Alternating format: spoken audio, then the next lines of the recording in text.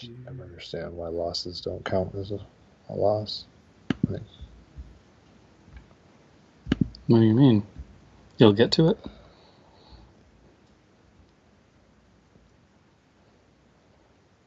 Does this mic work? Hello? What are we doing? What are we doing? You're listening to the only podcast that admits they might know what they are talking about. Well then, fuck that mic. They didn't know! It's not their fault! It's not their fault! This is We Might Know Sports. Come on! With Stefan, Fuck Philly. Kevin, don't listen to Stefan in his prep roles, and Corey. Sounds like something a guy in a van would tell me. I think it's gonna work this time. No for gay Jesus people! Where are we at in society today? Come after me! I'm a man! I'm 40! I don't think they care what you like. I don't know if he sucks. He sucks. I don't know if he sucks. You have Allen I don't Robinson, know Taylor Gabriel, and Tim Burton, and you suck. I don't know if he sucks. You suck. He's not getting the job done right now. Okay?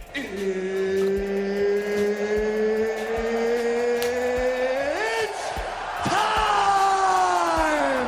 And here we go. Wait! Trubisky sucks.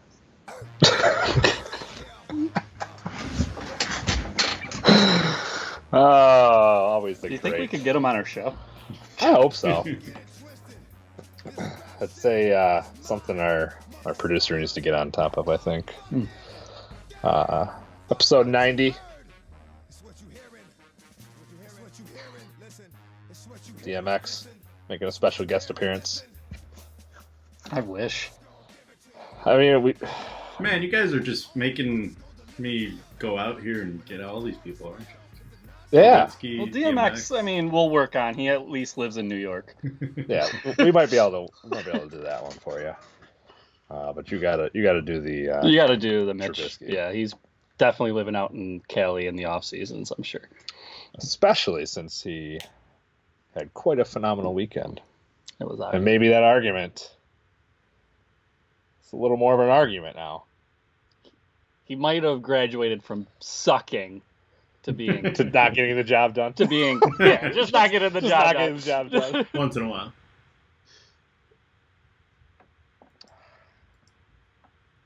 Another big week here. Lots more to talk about in the NFL, As always. as always. College football, As always. plenty of craziness going on there. We also have some MLB playoffs coming up. Baseball. Something we don't talk a lot about, but it's coming up. We don't talk about it, but We covered the Derby. yeah, we did cover the Derby. I do like talking about playoffs of any sport. Or the Stanley Cups are starting up soon too, right? It's called NHL, but yeah. Well, it's called the Stanley Cup playoffs. Yeah. Stanley Cup. Yeah, but first you got to play the NHL regular season. It's the whole entire playoffs is for one Stanley, Sir Stanley. Oh, so we're just calling this the Lombardi Chase? No, not the same. You just shut your mouth. Anyways, that I believe is coming up soon. Along with the race for the pennant. No, No, just baseball playoffs. just baseball. Okay. I tried. Swing and a miss. Finally done talking about Big Brother, I think.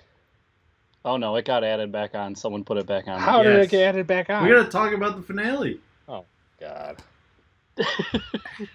Can't get rid of it. Talking about the finale. Can I just say that's the same reason I hate fucking Survivor. Can I It's- just that's- say, they're bullshit shows. I Best wa- player does not win. Yeah, no. I watched the finale of Master Chef, and they celebrate way harder to win the Master Chef than they do for Big Brother.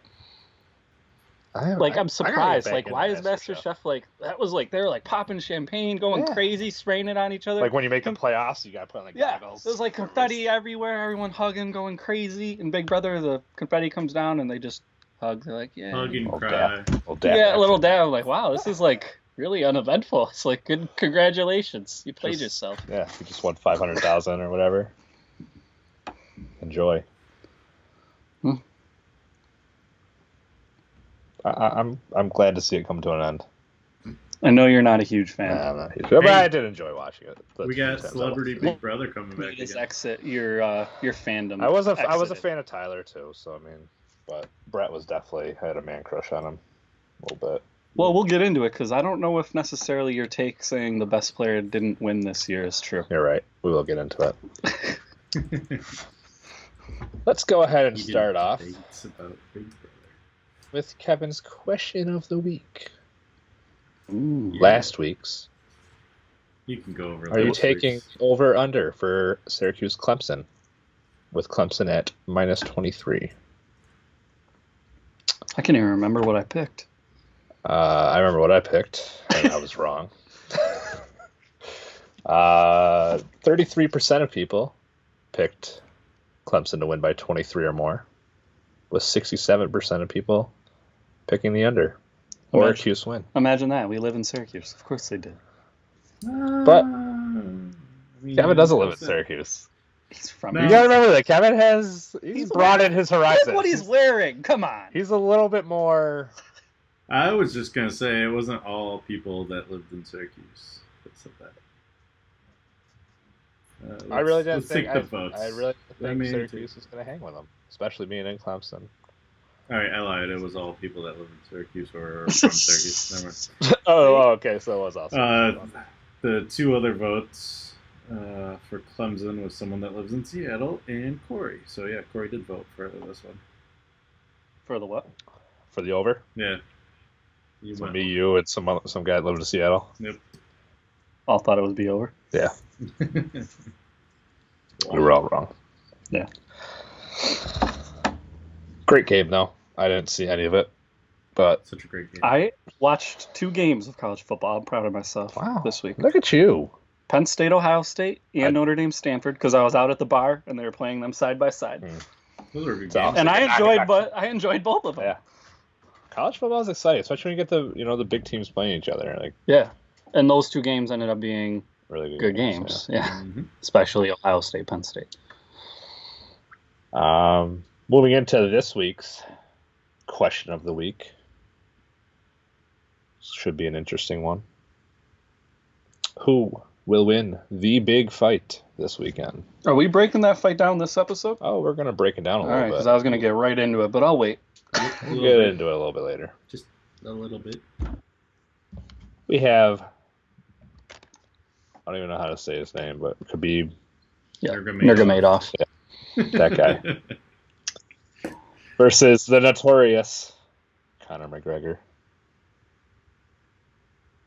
Coming back for Notorious. The striker. should be a good fight. We will break it down a little bit more for you guys later on. But Currently at 40-60. at what? It's at Oh, 40-60. it's 46 right now. I didn't vote yet. Of course you didn't. I've Hey, been voting. to I be just take my fair, sweet time. Yeah, It was you wait till like the also- poll's about to end. You're like, Yeah. oh, let me throw in a Let me vote. let me or sway it to let me the. sway it to let the me other be the side swing real vote. quick.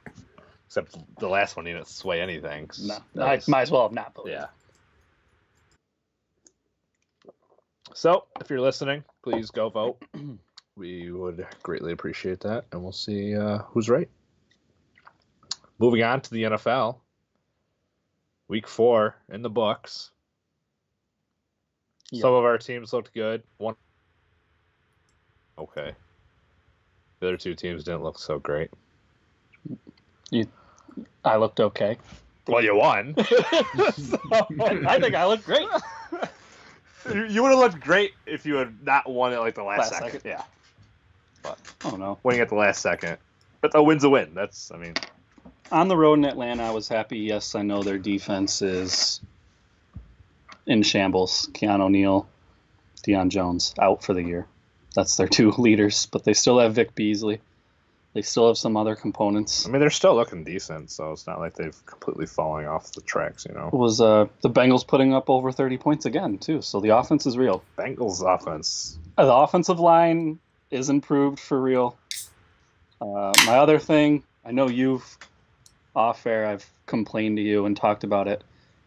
Giovanni Bernard is a starting running back in this league, and it pisses me off he doesn't get opportunities because look what he does when he gets the opportunity. 2 big weeks in a row. I know he's undersized, so there's concern for injury. But when Joe Mixon comes back, I hope it's much more of a 50-50 split than what they've been doing.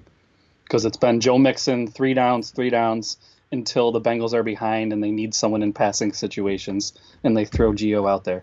He's worth way more than that. I would like to see him get the ball more. He had 2 touchdowns against Atlanta, 60 yards, something like 50 receiving yards. He can do everything. So I just want the Bengals to utilize him a little more when Mixon is back. I think it'll be a mistake if he gets relegated to a passing situations only. That's my only negative with the Bengals right now. It'd be nice if they could tighten up that defense a little bit. Geno Atkins and Carlos Dunlap did get sacks. They're our only stars on defense. That's great and all, but you need a little bit of secondary help. What, Julio had 173 yards or something. Sanu had 100. Ridley had 60 and 2 touchdowns. Time to tighten up the defense a little bit. Well, I mean, you're trying to win Super Bowls. You're not trying to win, best defensive player of the year or defensive team of the year. So, you kind of take what you can get here. Well, your team won the Super Bowl and they needed a good defense to do it. So we need to tighten it up a little bit. Defense. I mean, there's that rumor that goes around. Defense wins championships, but so does putting up 30+ points a game. Yeah, can't stop it. But I'm still that the Carolina Panthers are a top 5 ranked defense. How'd Cincy do against them? They're the only team they played that was a top 5 defense, and they lost. It's their only loss. Yeah. So you got to show me the other top defenses. Jacksonville, I believe the Titans are up there. New Orleans all of a sudden is up there. The last 2 games swayed them up. The Rams.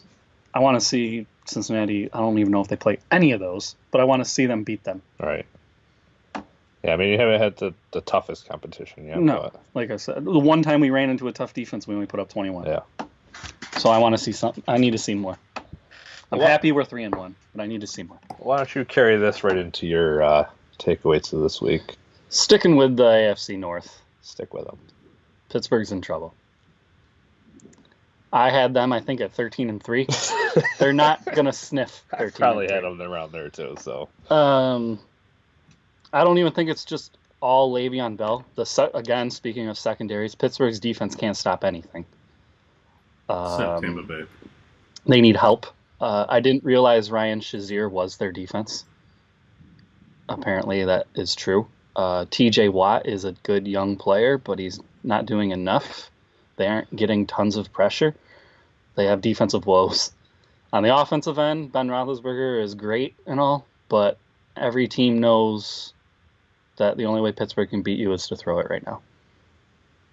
And that's just not going to win. I mean, James Conner was doing good the first, couple weeks there. Yeah, it seemed like it took teams 2 weeks to get film on him, and he's done. Yeah. I don't think he's special. He's good, but he's not special.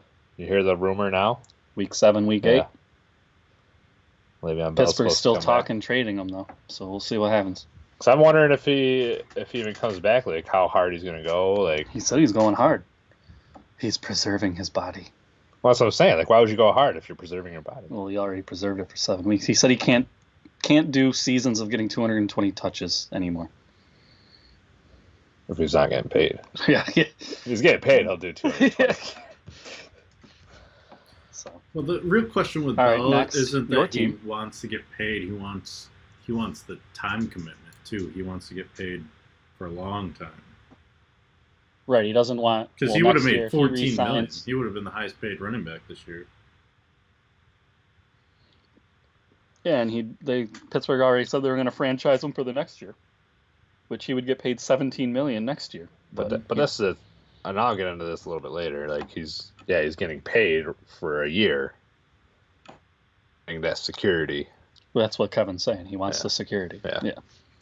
So keeping it in Pennsylvania, Philadelphia needs a little help on the offensive end. Do you have any? They're your team. Do you want to talk a little bit about it? I haven't watched them the last 2 weeks.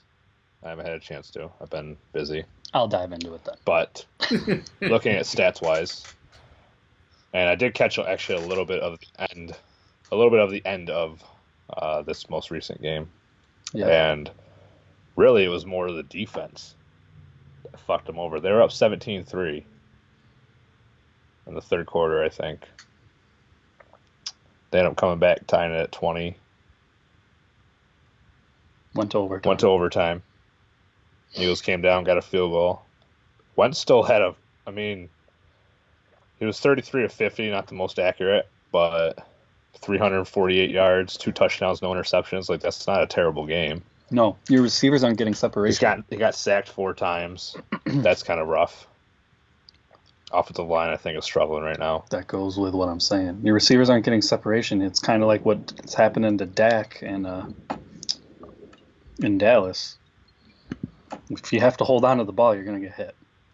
And I see that happening, and there's no threat of a run game right now from you guys. Yeah, no one's scared of a run game from you. That's a problem.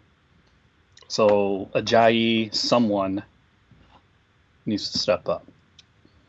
But realistically, like, they should have won that game, even though their offense might not have been completely on point. You also got to remember this is only Wentz's second week back. But if also you had a run game, you could have clock possess. You would have controlled the clock. And they've been battling. They've been battling injury. Sproles got hurt. I know. Corey Clement's hurt.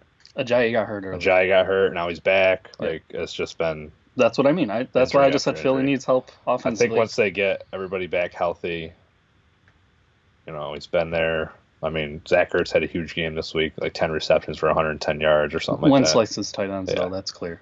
Alshon Jeffrey came back and had a pretty big impact for his first game back. Aguilar did well. Even Jordan Matthews got in the mix for like a 56-yard touchdown. Mm-hmm. He's only been there for a couple weeks. I really don't think it's the offense that's struggling for them. I think it's the defense right now. The secondary just looks god-awful.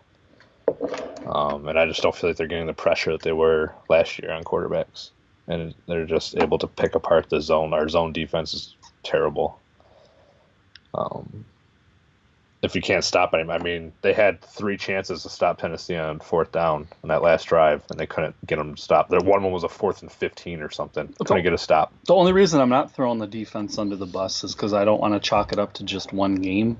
But if you go back just next week, they held the Colts in check somewhat, but they couldn't put points on the board. You're only putting up like 20 points a game. That has to change. But I'm not getting, like, the way I'm looking at it is Wentz has to get back into that rhythm. You missed the whole offseason basically. I mean, he hasn't been playing in contact for like 3 weeks or something now, at most. Yeah. So. Well, he doesn't look like last year's Wentz yet. That's for sure. Moving on from MVP season to probably the front runner of MVP right now. Patrick Mahomes is a star.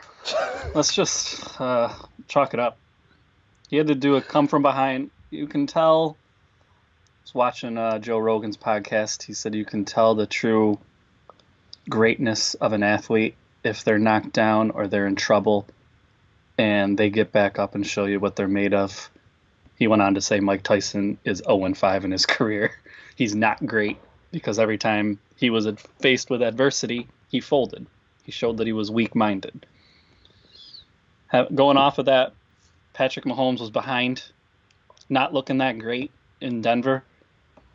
Came from behind, got a touchdown to tie it up, then another one to get the win. He was down, faced with adversity, came back, pulled a game out against a rival, divisional game. I was highly impressed. That's stamped. Stamped it for you? Star. Just one time. I just had to see it once because I know when he's not in trouble, he'll light you up. Yeah. So I want to see what he was when the game was on the line. And he, at least this time, showed me he can do it. Maybe Denver's not the greatest example because they aren't that great of a team, but still impressed. It's always hard to win in Mile High. Their defense is tough. So yeah. So I give them credit. Official. If I had a stamp, a real one, I'd be stamping all over. Thank God you don't. Nope. Okay, that's my takeaways. Moving on to my takeaways here, I'm going to get right into the injury of one Mr. Earl Thomas. I think he held out for all the offseason. You think he's wishing he did the Le'Veon move? Well, I don't think he wanted the long-term contract because in case something like this happened. This is why I'll never knock a player for holding out because they need to get that security. Like, you just never know when you're going to have a career-changing injury. But let's go from this standpoint. You've played team sports a lot in your life. Mm-hmm. Could you do that to your team? Watch them struggle and be hurting without you and be like, I really need this money. I'm not going to help you guys. It's not even... That's what he's doing right now. That's why his team's pissed at him. They don't even want... A lot of them, I don't know how it's going to go. He's not coming back. I don't know how it's... He's not coming back to Seahawks. No, I mean, I'm talking about Le'Veon. Oh, yeah. It's not... There's people there who don't even want him. Right. So I'm just saying, could you do it? Could you do what Le'Veon's doing and watch your team need you? Well, here's the thing. Like, none of us have ever been at that level. Like, where we were, like, the greatest on the team.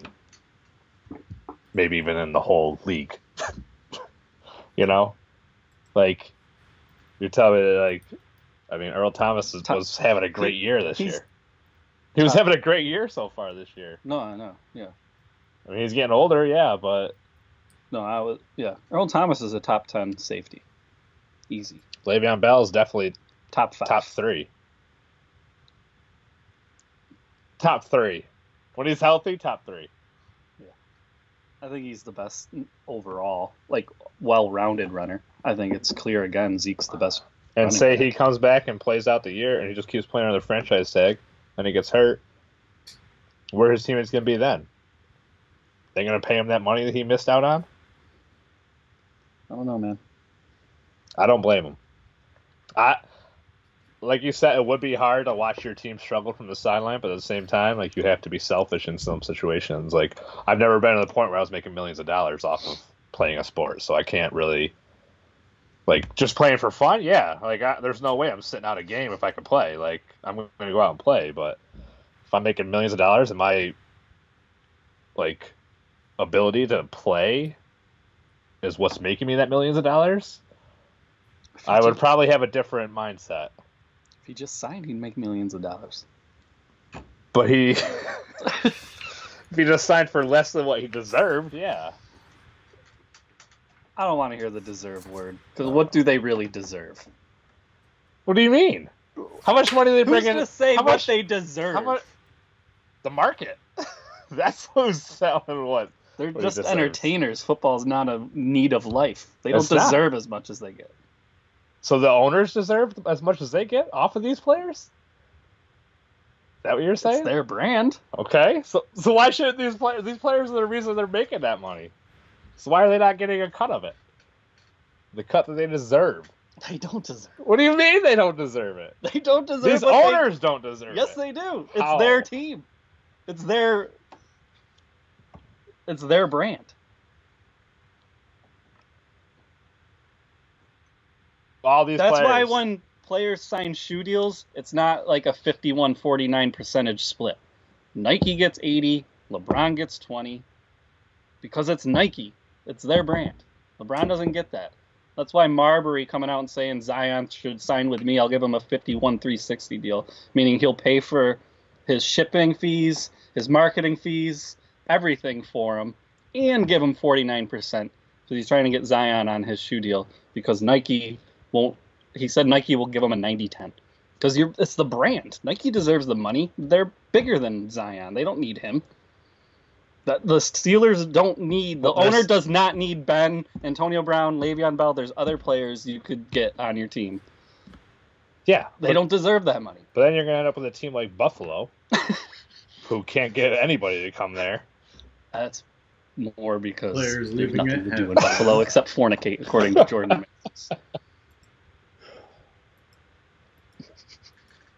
Moving on.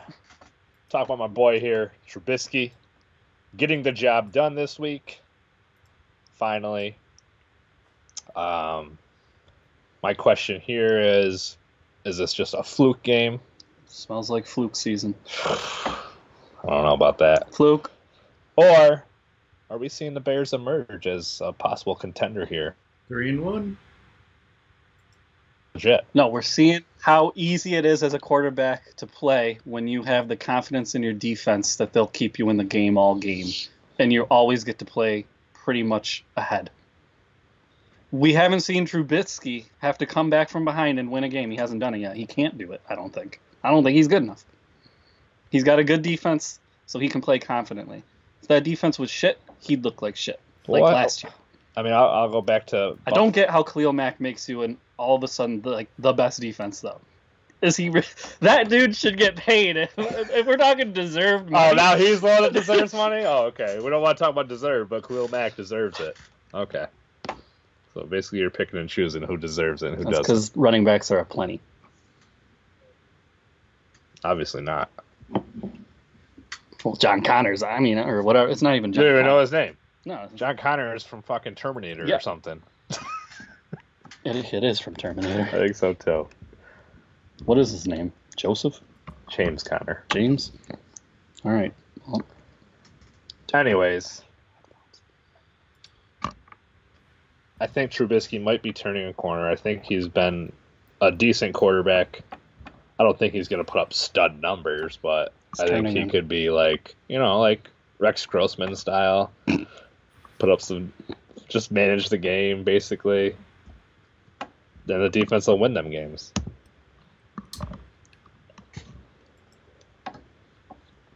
Moving on to my final takeaway. Kind of agreeing with your final takeaway. I got Goff and Mahomes leading the way for MVP right now. I mean, look at their numbers. You got Mahomes has 14 touchdowns, no interceptions, 1,200 yards through 4 games. On his team. Yeah.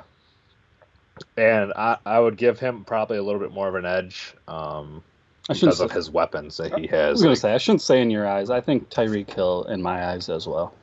He's got Tyreek Hill. He's got Kareem Hunt. I mean, he's got Travis Kelce. Best players. I think Zeke gives Tyreek a run for his money, but I think Tyreek might be a little more explosive. Goff is looking solid as well. 11 touchdowns, 2 interceptions, I think. And he's got like 1,400 yards. Speaking of weapons, though, look what he has. He's got some good weapons, too.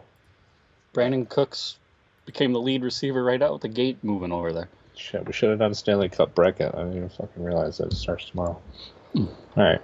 But, yeah. Brandon Cooks, Todd Gurley. I think the only person I really have right now I mean, we all know this is a quarterback-driven league. It's probably going to be a quarterback that wins the MVP. I'm not even going to... Well, the only other one would be the leading rusher. What I've just been saying, Zeke. Yeah, he ain't going to win it, though. Also, if he keeps up this pace... Dallas is too fucking garbage. He will average more yards per game he'd be the highest ever. Beating Jim Brown. He won't keep up the pace. I don't see what's stopping him unless the old line is starting to age. If they all of a sudden turn to shit, then yeah, it'll go downhill for him. What do you mean? He hasn't had like a great game every game. No, I'm just saying for his career though, he's averaging 100. Career. Yeah, for his career, he's averaging 104. I thought you were talking about this season. No, 104.8. Gotcha. No, the only huge game was just this past week, 258 scrimmage yards or something. I think the only person really competing with Mahomes and Goff right now would probably be like Breeze. What about your boy Kamara? He's having a good year. Wow. It's a running back. Yep. Zeke's better than him. Kamara's kind of hit or miss, although he's been pretty much hit for me in fantasy football.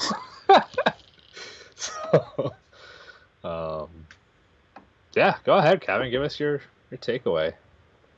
It's been real quiet. Yeah. Are you even alive over there, man? Yeah, you guys just keep talking, so I'm not going to interrupt you. Tampa decided not to throw the long ball. That worked for them the first 2 weeks, and that kind of came back and bit him last week and really hurt him this past week. He only had, Fitzpatrick, I only remember seeing him throw it downfield once. It was a completed pass, too, and then Winston came back, threw first drive through an interception. Just not impressed with what their play calling. They went away with what was working. My second, a lot of overtime games this week. A lot of funness. What was it? I think I looked it up. They had only had like 11 since the rule change in 2007, and we had like 2, 3. How many this week? So I don't like this rule change. I don't like ties. Oh, I hate ties. I hate ties. What do you mean? What rule change? I don't like that. Let me look. I don't like that a field goal doesn't win it. Oh, for the beginning. Like, I hate that you have to keep going. Because there used to not be ties because a field goal would just end this shit. Yeah, I get that. I think they should just make it like 2 overtime periods. Like 2 overtime quarters. I get the shortening of it because football's tough on your body. So I understand not going 2 overtimes. Yeah. But I really just wish you could go back to first score wins. But I mean, realistically, like, somebody should be able to get another field goal pretty early. Like, you like they get a chance? I do. I feel like if you're deserving. I don't like the fact that you can just win it off. Like, you can get the ball first, you go down, you get close up, just get a field goal. Your defense should be good enough to stop them. It should be, but there's fluke plays. There's shit that happens. Like, you can't make every play. Like, there's gonna be. Don't allow it to go to overtime. Well, obviously, yeah, that's the ideal goal. But I really thought the Eagles game was gonna be a tie, and then they fucking went and scored a touchdown. So that was cool. All right, sorry, Kevin. I just had it done. It gave me time to look up this stat that I found when all the games were going on at overtime. Since 1974, there have been 24 tie games. 17 ties have occurred from 1974 to 2011. So you got 7 games since 2011 that have been tied, and 2 of them happened this year. So, pretty interesting facts coming out of this year. I also looked up the most ties in NFL season, and that was in 1928, I think it was, where it was like 17. So it could be worse, Corey. It could be a lot worse. And we're back. Yeah, there you go. Basically, all I was saying was that the season with the most ties in the NFL was 1928 with 17, so it could be worse, Corey. And then... Thank God it's not 17. And then my last takeaway, I started off with a different topic, and I kind of have a question for you guys. Of the 2-2 teams, which is New England, Denver, the Chargers, Dallas, Philadelphia, Tampa, and Seattle, which ones are you surprised are 2-2 for positive or negative reasons?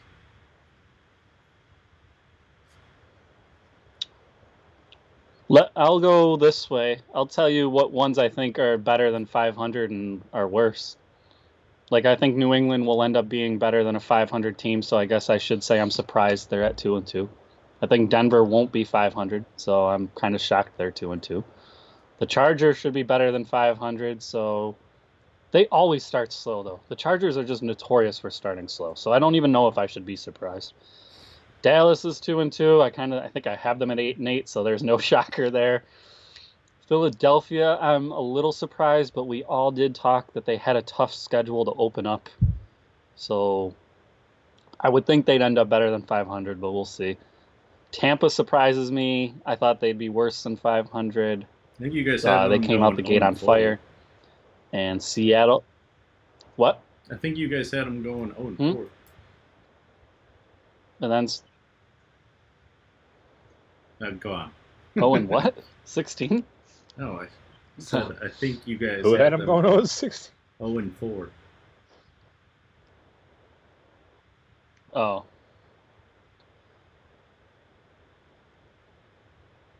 Yeah.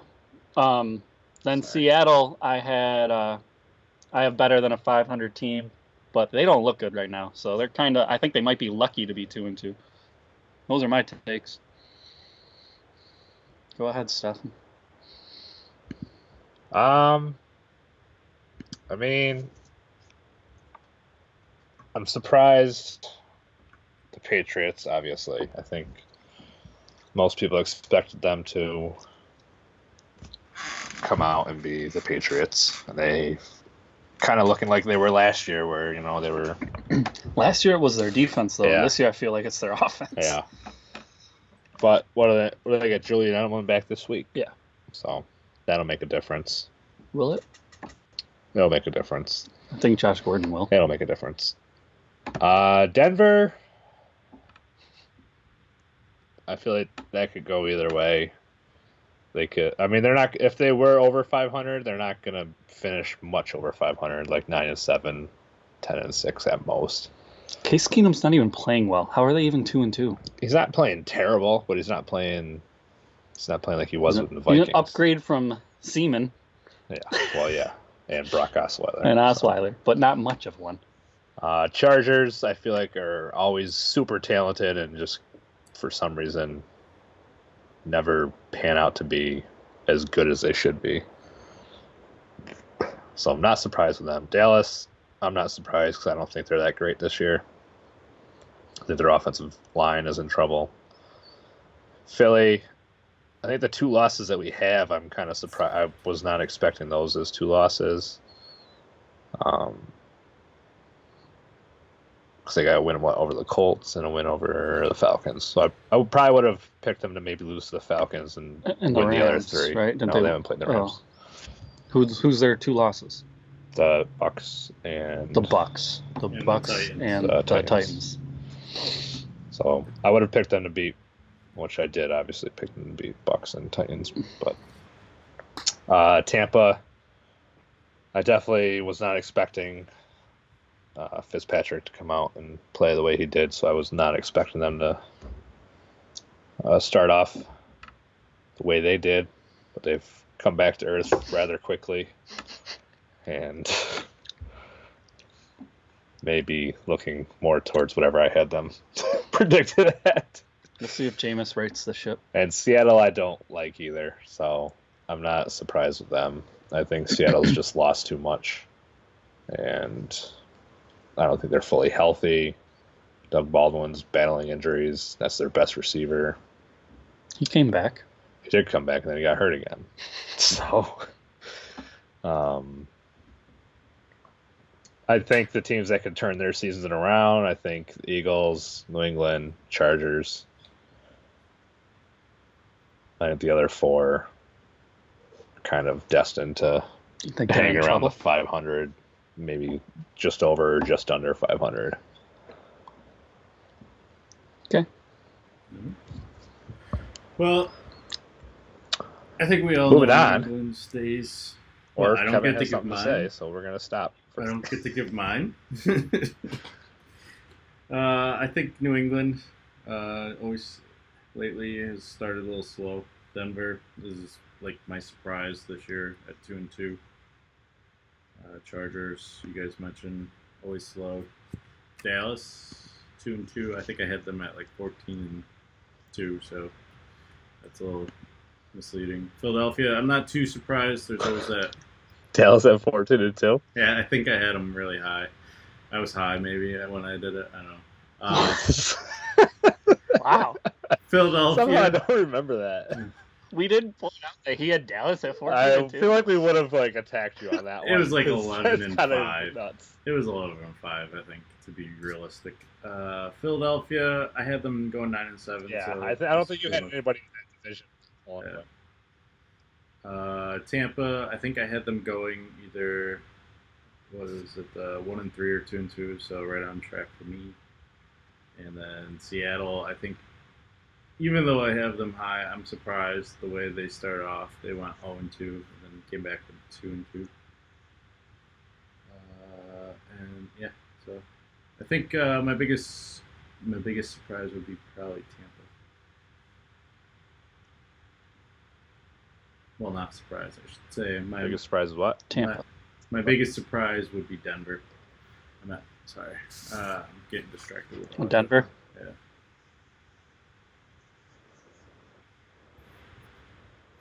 Now you can move on. All right. Now we can move on to our pick'em games. There we go. NFL pick'em. Now we get my full voluptuous. Some of us voice. are more consistent than others in this. Huh? Now you can actually hear me. Oh, we can hear you. Oh, it sounds a lot better though. So some of us are more. Chris. Oh, It does yeah, sound better. Some of us are a little more consistent than others in pick'em. No names mentioned, but Kevin, solid. 1 win a week. Doing great. Keep it up, Kevin. Hey, if I'm You're in the picking your running team, for you that got a 1 in 5 golden chance.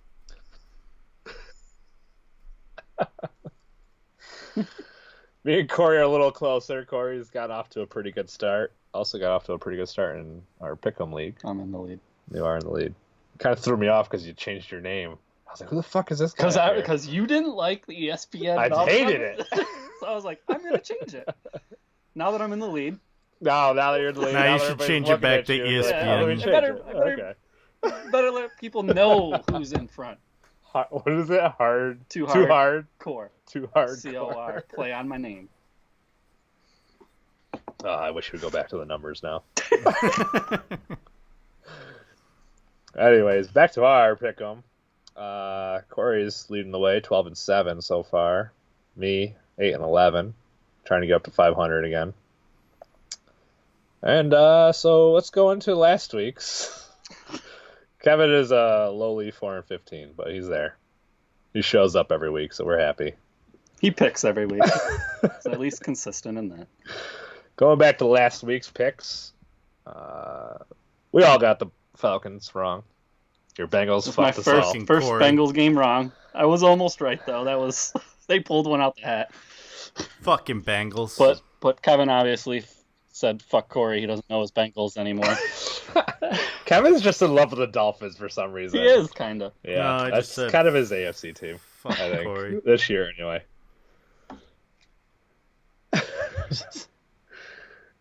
Me and Kevin picked the Bucks wrong. Yeah, you guys were all over my shit. Oh, the Bears, they are gonna win that game. Dude, I didn't know you were that much in love with Trubisky. You were, so. When I don't talk about you and if I'm mean to you, that means I like you. Oh, you're like that. Mm-hmm. Got it. That's why I think you're an asshole. Eagles, Titans. Thank you, I love you too. Eagles, Titans. Kevin, the oddball out, but happens to be the right oddball. Yeah. Me and Corey went Eagles. I was so pissed. Wrong. I almost went 0-4. Tough loss there. I almost went 0-5. 0-4. It would have been 0-4 if it was a tie. Finally, at the time. Yeah. Finally, Raiders got on the our board. Raiders are on the board. It was ugly. We have a chance. We We have only a need chance. 7 more out of the next, what? It was 14 ugly. or what? Next 12 games? Mm-hmm. Only need 7? It's not bad. Not bad odds. I like We have it. a chance. Yeah. We're okay. Surprised you didn't put the And Raiders on then for this week. Kevin's secret love obsession with the Dolphins. I've picked the the Patriots Dolphins showed up. twice. He doesn't realize that the Patriots will own that division. They own that division, Kevin. Until You guys act like I'm Tom Brady obsessed and with the Bill Belichick. Dolphins. I've only picked them twice, counting this week. you are. You're obsessed with No. 2 out of 5 weeks. Yeah. The only 2 times we've Yeah, we've put only them on. had them twice, though. So it's not like... I gotta You're gain 2 for ground 2 at somewhere. picking them. And it's not games that they're favored in either, so... It's not games they're favored in. Well, you're I losing can't trust ground is the Corey. problem. I can't trust Corey, so I gotta take risks. So I'm going to tell you right now, that's not your one game you can write this week. That's what you said about the Eagles too. Just going to throw that out there. His Packers might. That's what you said about the Titans. What's that? That's what you said about the Titans. It's true. I didn't say that. That's a I think false his statement. Packers would be the one. Moving on to this week, as we were talking about, Bengals at home against the Dolphins. Me and Corey going Bengals, we believe. We believe they can win in the jungle. If they can't win in the jungle, they can't win anywhere. That's the way I look at it. Especially going against the Dolphins, you should be able to win that game. You guys are going against me with the Eagles-Vikings game. I stay true to my Eagles. Show me something with the I Eagles. don't think the Vikings are looking that great this year. I don't think they are either. I feel like this is a really interesting game. I felt they looked better. The only reason I'm really giving the Eagles the edge is because they're at They're home. home. What was that? I feel like the Vikings look better, slightly better than the Eagles. The Eagles are that 50-50 team. You could take a shot with them, but I'm looking up the odds right now. Sorry for the Eagles game. It is Philly by 3, so it's really close by Vegas. Probably. So even Vegas. That's pretty has much got a them as toss-up field game. It goal. can go either way. Hey, I will point out moving on to before our game 3 here. Hold on. I will point out the Bills for once are not like double-digit underdogs. They are only That's because they're at home. Who are they playing? Titans. They're favored to lose by 3.5. Anyway, go ahead. Wow. They'll lose by more. Don't worry. Moving on to game 3, we have Jaguars at the Chiefs. It's a tough one for me to pick. I really think that was the first time Mahomes really played a tough defense, and he didn't have like video game numbers. Right. So, and I think Jaguars defense is even better. The only problem is I don't think Jaguars offense is all that great. That's why I couldn't do it. So, if Chiefs can find a way to exploit that defense, it's Chiefs going to be all day. But I'm going to bank on the Jaguars defense containing Mahomes, containing all those weapons, and hopefully just hanging on to a 9-3 win. I honestly think it's close to 50-50. That's why I picked the 3 games I picked. They're all kind of 50-50. Yeah. But I did what you did with the Eagles. I really just gave the Chiefs the benefit because they're in Arrowhead. Yeah, it's tough to win. It's tough to win there. So Kevin is also going with the Jaguars. Any reason? I just feel like the Chiefs have got to lose eventually, right? That's They what do. you would think. You would think they have to lose eventually. But what'd they do last year? Didn't they go? How many games did they win before they did lose? Remember last year they came out on fire? Was it last year? Yeah, they actually, started that, 5-0. Alex Smith. Yeah, they beat Philly. Actually, early going. I know they started 5-0. Yeah, they won quite a few in a row. 5. Kevin just said. They were at least 5-0. Mm-hmm. Okay, well, they're going to lose this week. Moving on to a divisional game here. Lions at home against the Packers. Packers have kind of looked, even against the Bills, like they didn't look great. No, they Just shut them out, they which I mean, I feel like there's probably only been 2 games that have been shutouts, and the Bills were involved in both of them. They blanked the Vikings, and then they got blanked by the Packers. the Vikings scored. Vikings scored? Yeah, Oh, I thought it was. Vikings definitely scored. Chiefs went 10-6, by the way. Vikings definitely scored that game. I mean, Bills almost got blanked that one game. I think they lost like 47-3 or something, 47-10. I don't know. But To the Ravens. yeah, I think there has been like at least one other like game where somebody got shut out. Probably the Cardinals or something. Probably. This will be an interesting game. I think the Lions are kind of underperforming. Packers, I don't think, are playing as great as they normally. I feel like, I picked the Lions because I feel like the Packers have been mediocre. Yeah. And the Lions beat the Patriots and then just had a good game that they lost, but they played tough. It was against a good opponent. So I just think the Lions have a little more than the Packers right now. So I was crediting the Lions. I'm assuming Kevin's going with the Packers. Why? I feel It more was a confident last-second touchdown by the. in the Packers than the Lions. I looked at the Lions games, and I can't remember my exact reasoning. I need to write these down when I make my picks. Hold on, let me pull up the line schedule. By the way, you were correct. Arizona was the other team that got shut out this year. Let's see here. The Lions have lost to the Jets 48-17. Arizona. To the Rams. That was Arizona will take a shutout. Yeah, that's what I thought. The Lions lost to the Jets 48-17. The Niners 30-27.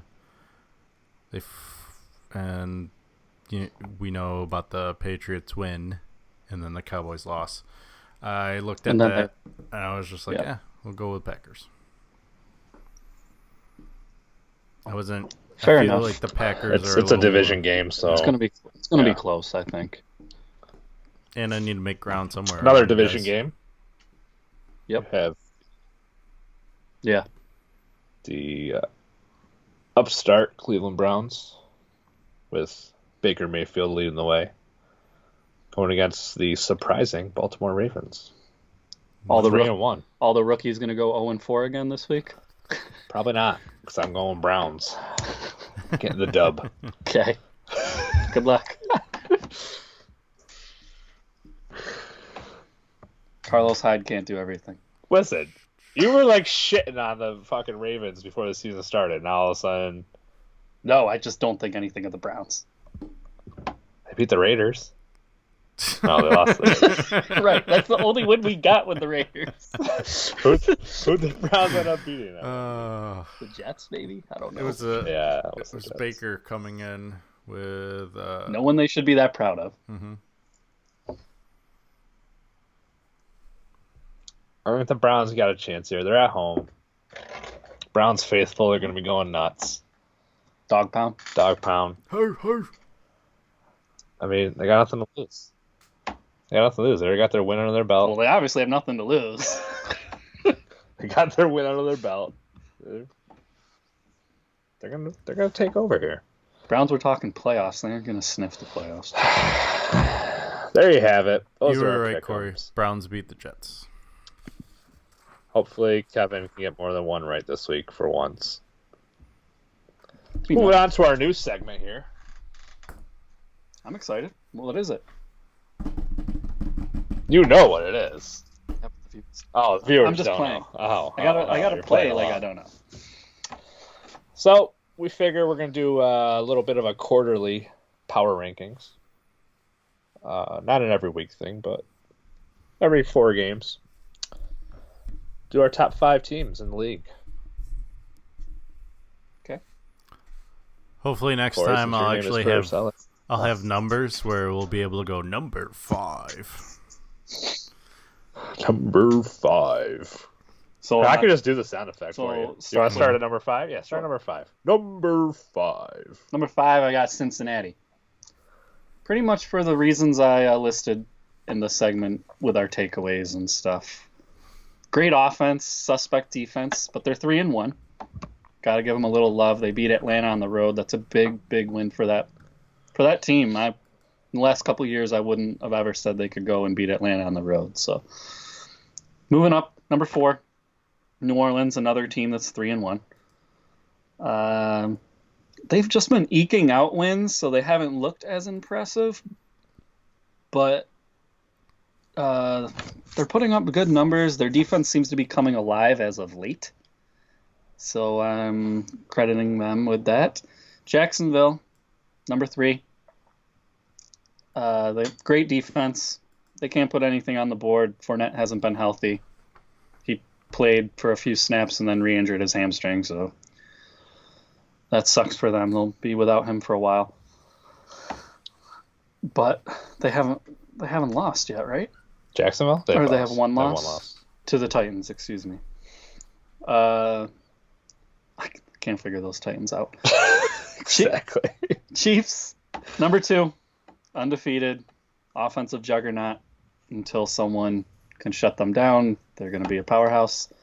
The Rams, I said last week they're going undefeated, so I don't expect to move them from my number 1 spot the whole time. Until they lose. There's only 3 games they can lose. Stop. There's only 3. There's They could lose at New There's Orleans. 12 games they could lose. They aren't going to lose, though. There's 12 games they could lose. They could lose at New Orleans. They could lose at Seattle.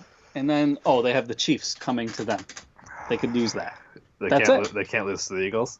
No. Come on, dude. The Eagles that could barely put up 20 Come points. on, dude. You better get healthy quick. You're on crack. If you're going to beat them. You're on fucking crack. Rams. Going into my top 16-0. 5. Fuck this dude's top 5.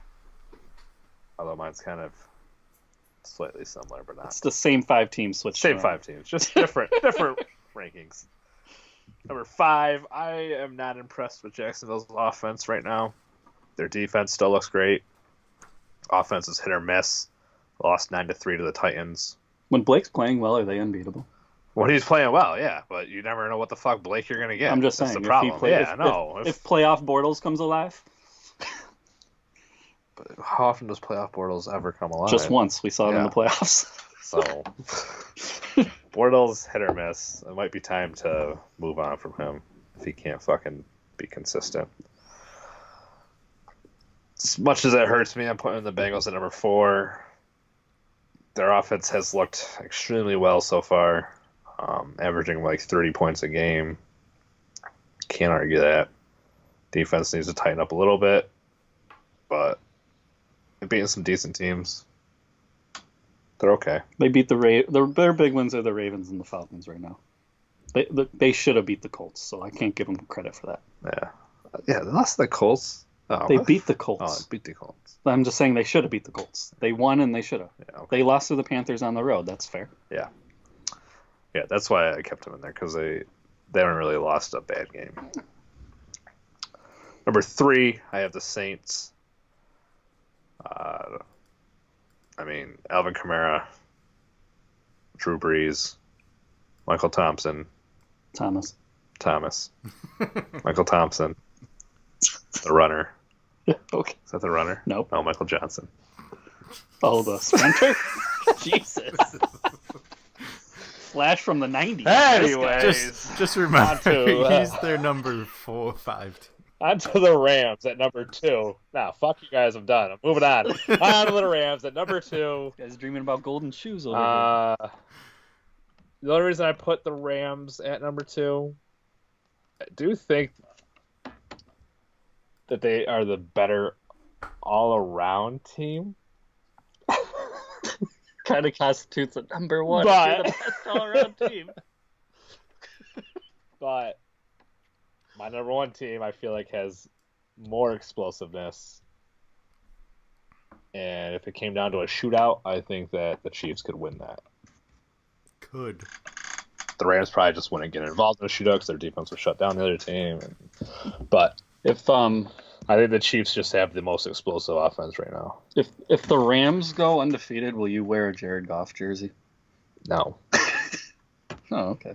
No. Bet off.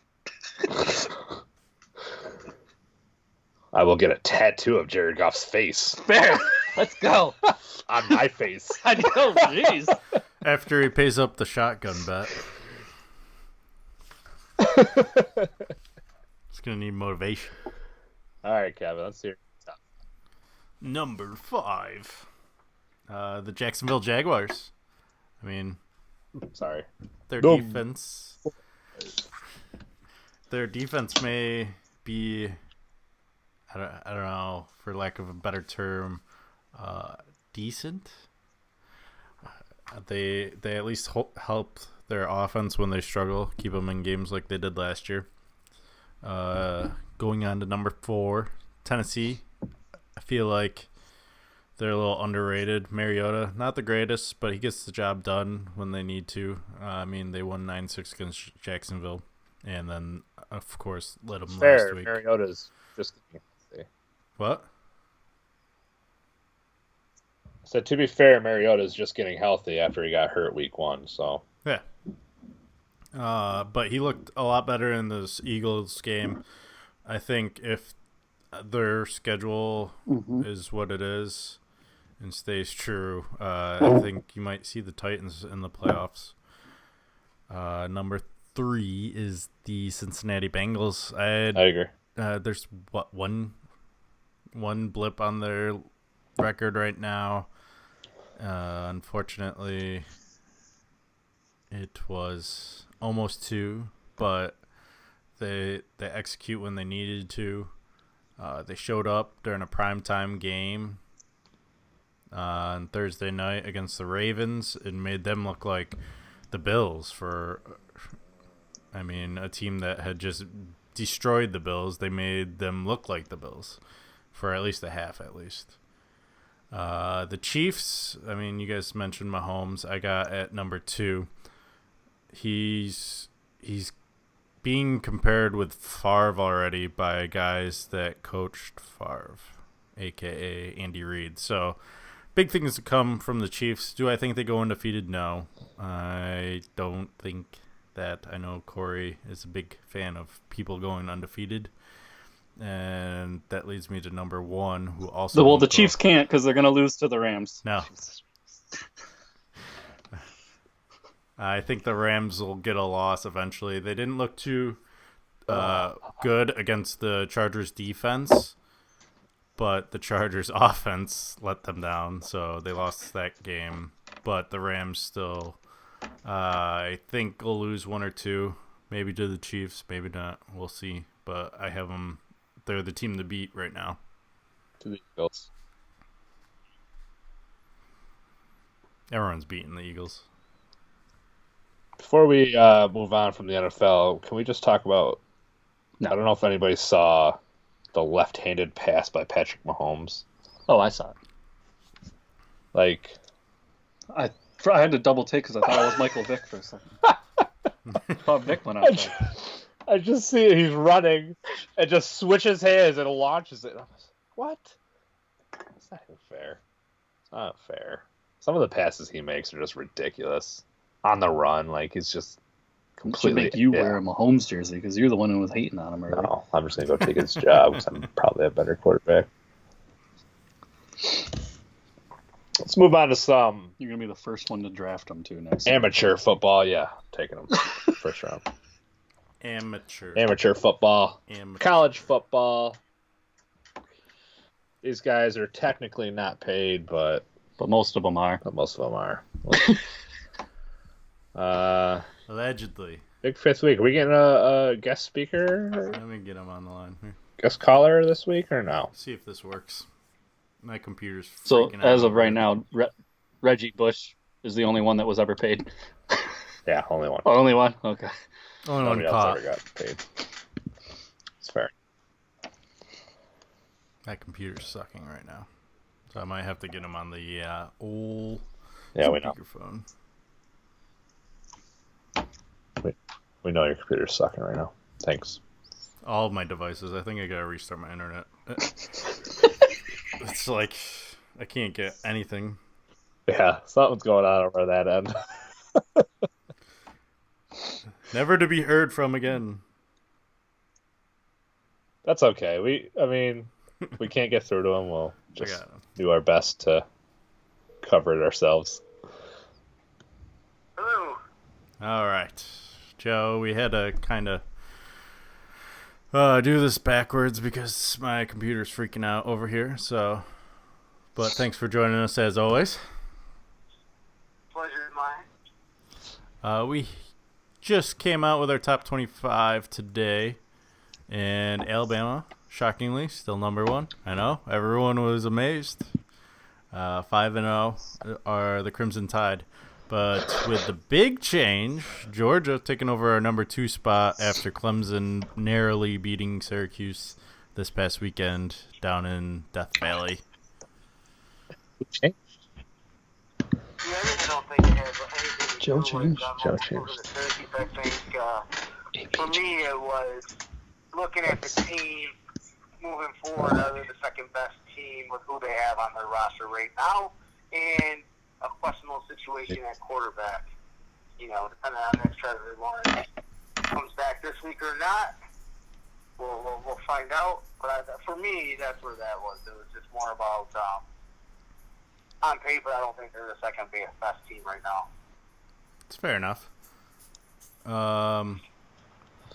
We also have LSU moving up into the top 5, as well as Notre Dame and is 6, I should say, as Oklahoma dropped 2.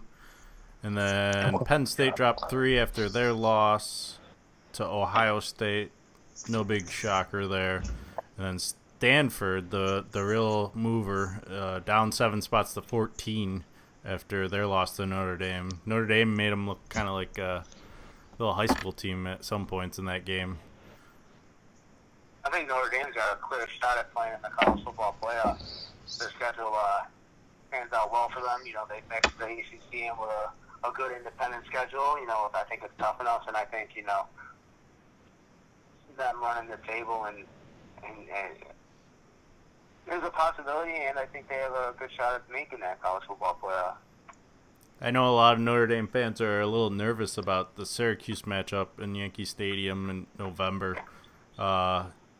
Speaking of Syracuse in November, usually Syracuse starts off with at least 4 wins and then slowly disappears. Syracuse disappeared from our top 25, but will they reappear after next week, or are they on their downward typical slide?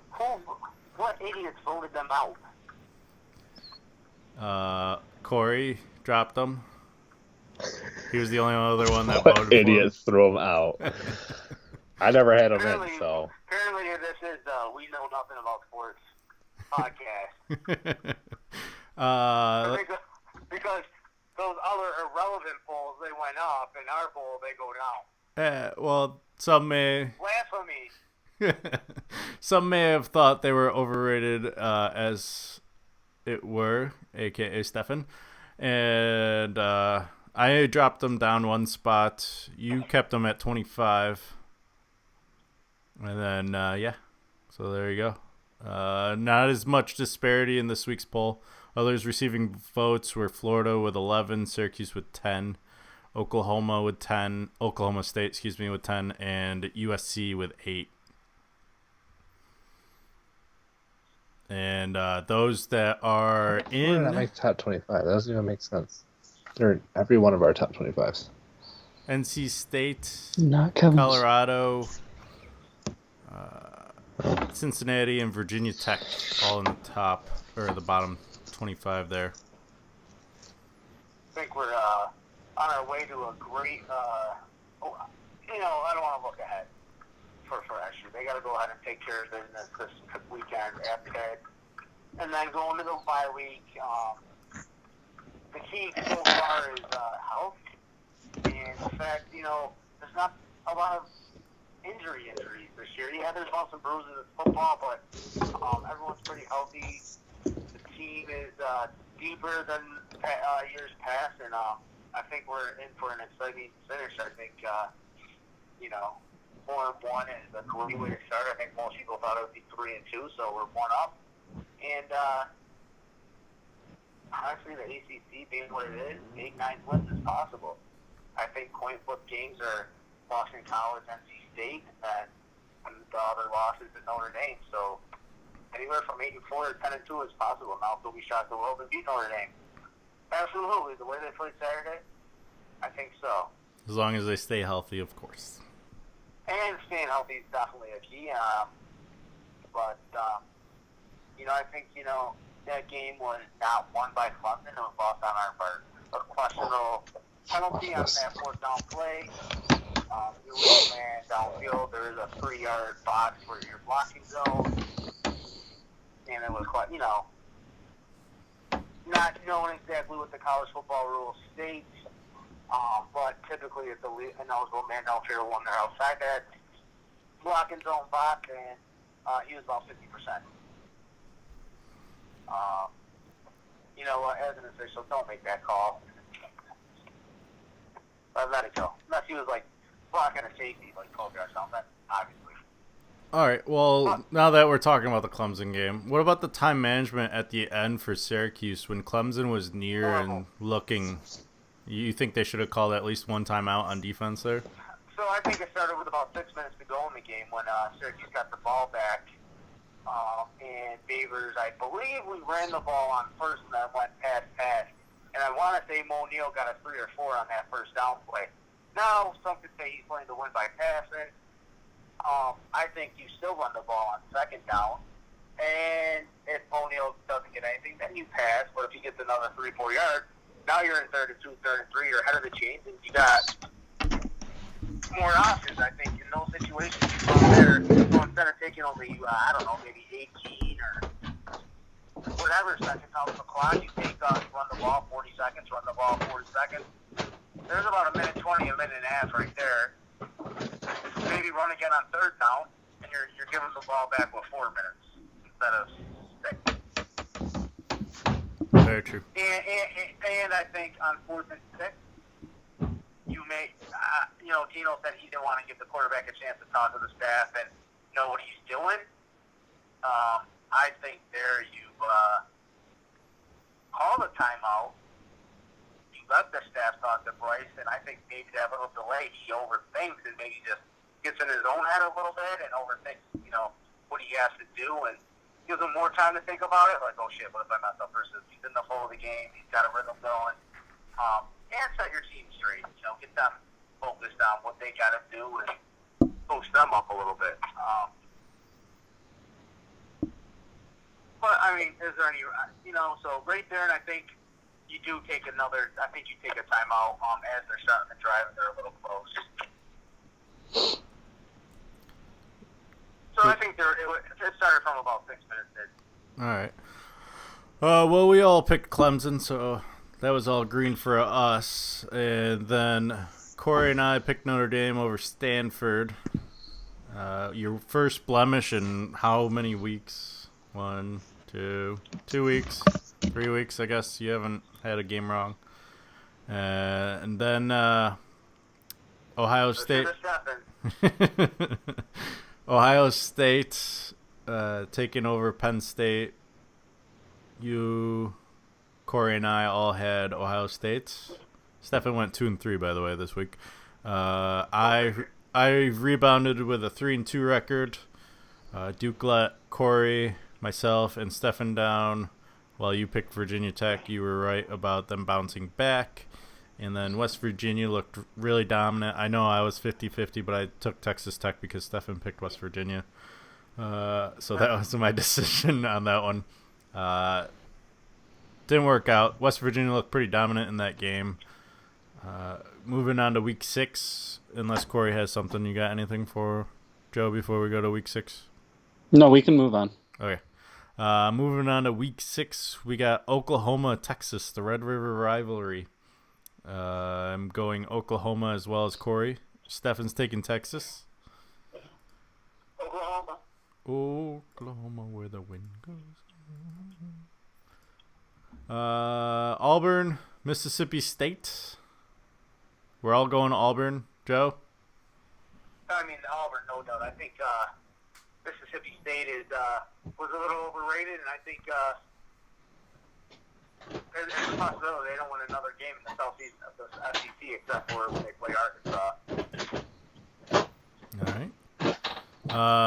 That makes it unanimous. Another one we're all going so far is Michigan over Maryland.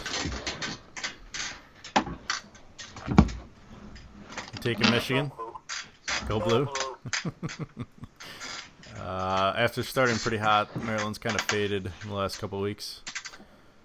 This one, I don't know if Corey did this intentionally or not. Arizona State versus Colorado. Oh, I did it intentionally. Yeah. Colorado's a big surprise this year, too. Wow, they're playing some good football. I think it's Colorado. Colorado. All right. Well, you guys are gonna have disappointments. So I'm taking Arizona State. You guys, everyone else is taking Colorado.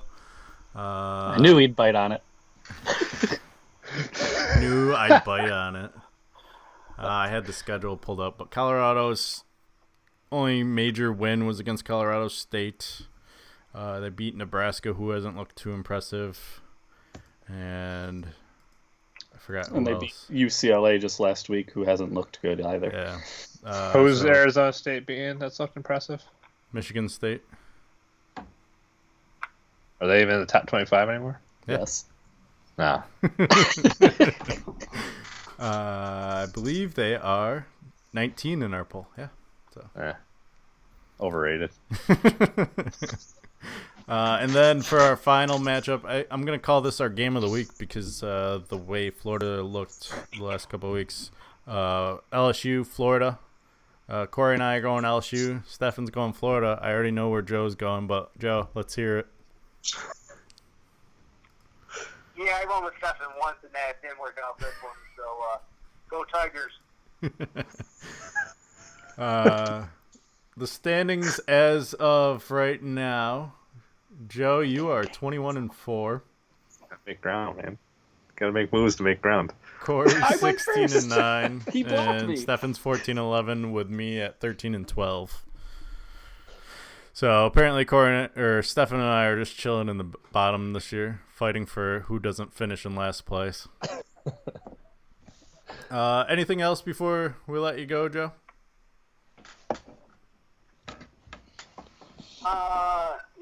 No. I think right now college football is kind of shaping up the way we thought it would be. Your contenders are senior contenders. We knew that the big 10 there, the Michigan, Penn State, Ohio State, Michigan would be kind of tight. Michigan State right there behind them. Anything still could happen there. And I would like to say, also thinking forward that it's not out of the realm of possibility that Syracuse still makes it to the ACC championship. They have to do their part, and bearing, the injury, whatever happens to Trevor Lawrence. I mean, we saw a Clemson team that is beatable and can be beat, and if Syracuse was able to stop the run, I think would have been beat. But Should have been. right, I mean, yeah. So we'll see what happens. NC State's a good ball club. Make it anything can happen there. Florida State's starting to get their act together. I'm glad we played them early in the season. So we'll see how the ACC Atlantic, kind of pans out. I'm not saying it's going to happen, but I mean, it's still a possibility. Joe, I do have one more question I remembered, and then I'll let you go. Hypothetically, if you were in a fantasy football league and every other team had lost, where would you rank the undefeated team? Would you rank them number 1 or number 2?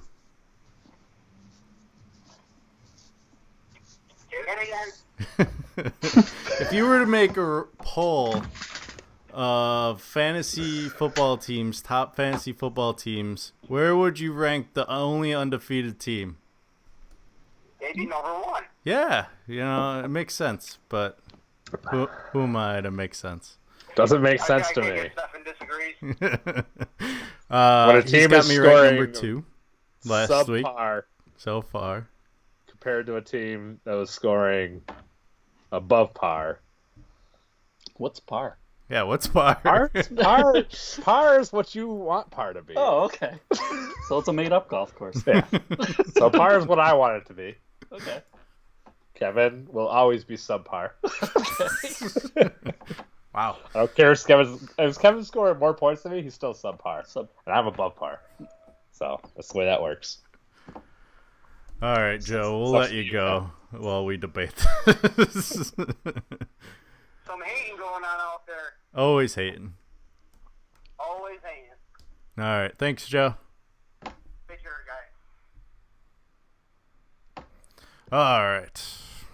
Just had to throw that in. Had to. Don't worry. You'll get your time up there. Can't really argue anymore now. He has 2 losses. The guy that was ahead of you, so it's kind of hard for me to argue that. Maybe I could just leapfrog you. My own power rankings. Put myself up there. It could happen. You scored more. I did score more. I don't know. We'll see what happens. Ooh. I don't know if I'm going to do one this week or I might do it every other week. I don't know. We'll see. I just got the Let's do it confetti. every other, because I really don't want to be at the bottom this week. So let's move it on to next week. See if it goes a little better for me. Probably won't. You're not going to be at the bottom. You'll never be at the bottom. Yeah, Well, you can't be at Until the bottom. Colleen gets a win. Colleen, When she beats me, then I'll be in the bottom. and when she scores more than like 106 points, because that's her highest score so far. So, let's move on to your Corey's NASCAR minute. There you go. I know you have to pull it up. Sweet.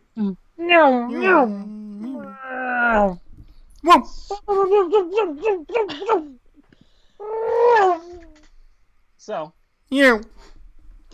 last week's prediction, I said someone that had some experience and was a little bit older would do well at the race. And a guy who's only been in the league 3 years won it, so I was way off. Way off. Ryan Blaney pulled the win. Glad you're the NASCAR expert. But I wasn't way off because Jimmy and Johnson and Kurt Busch were right there, which I expected. Jimmy Johnson went for the win. He had to. We talked about that because he was going to get cut if he didn't. That was the big controversy. Wait, is he cut now? Yes. Oh, Truex Jr. and him were battling for the win. Jimmy Johnson was aggressive around a turn, which we talked about. There would be crashes in this race. Hit Truex, knocking him out of contention for the win, and Jimmy Johnson knocking himself out, and essentially making him eliminated from the playoffs. So it was, in Truex's eyes, when he was talking to the media, a little bit, it was a stupid move. Yeah. But I knew Jimmy was going to go for it. He had to. I almost picked him. I was debating between him and Kurt. I'm glad I took Kurt. Kurt finished 5th. He had a really good race. He was running top 5 for most of the race. Unfortunately for Kevin, Truex and Jimmy got into that tangle, and that knocked Truex out. Truex was in position to get that win. That's the only reason Blaney got the win. He shouldn't have even had a chance at that. But we talked about a weird name could be up there too, because we knew it was going to be a race of crashes. And then who did you take? I took Harvick. Harvick hung around in the top 10 most of the race.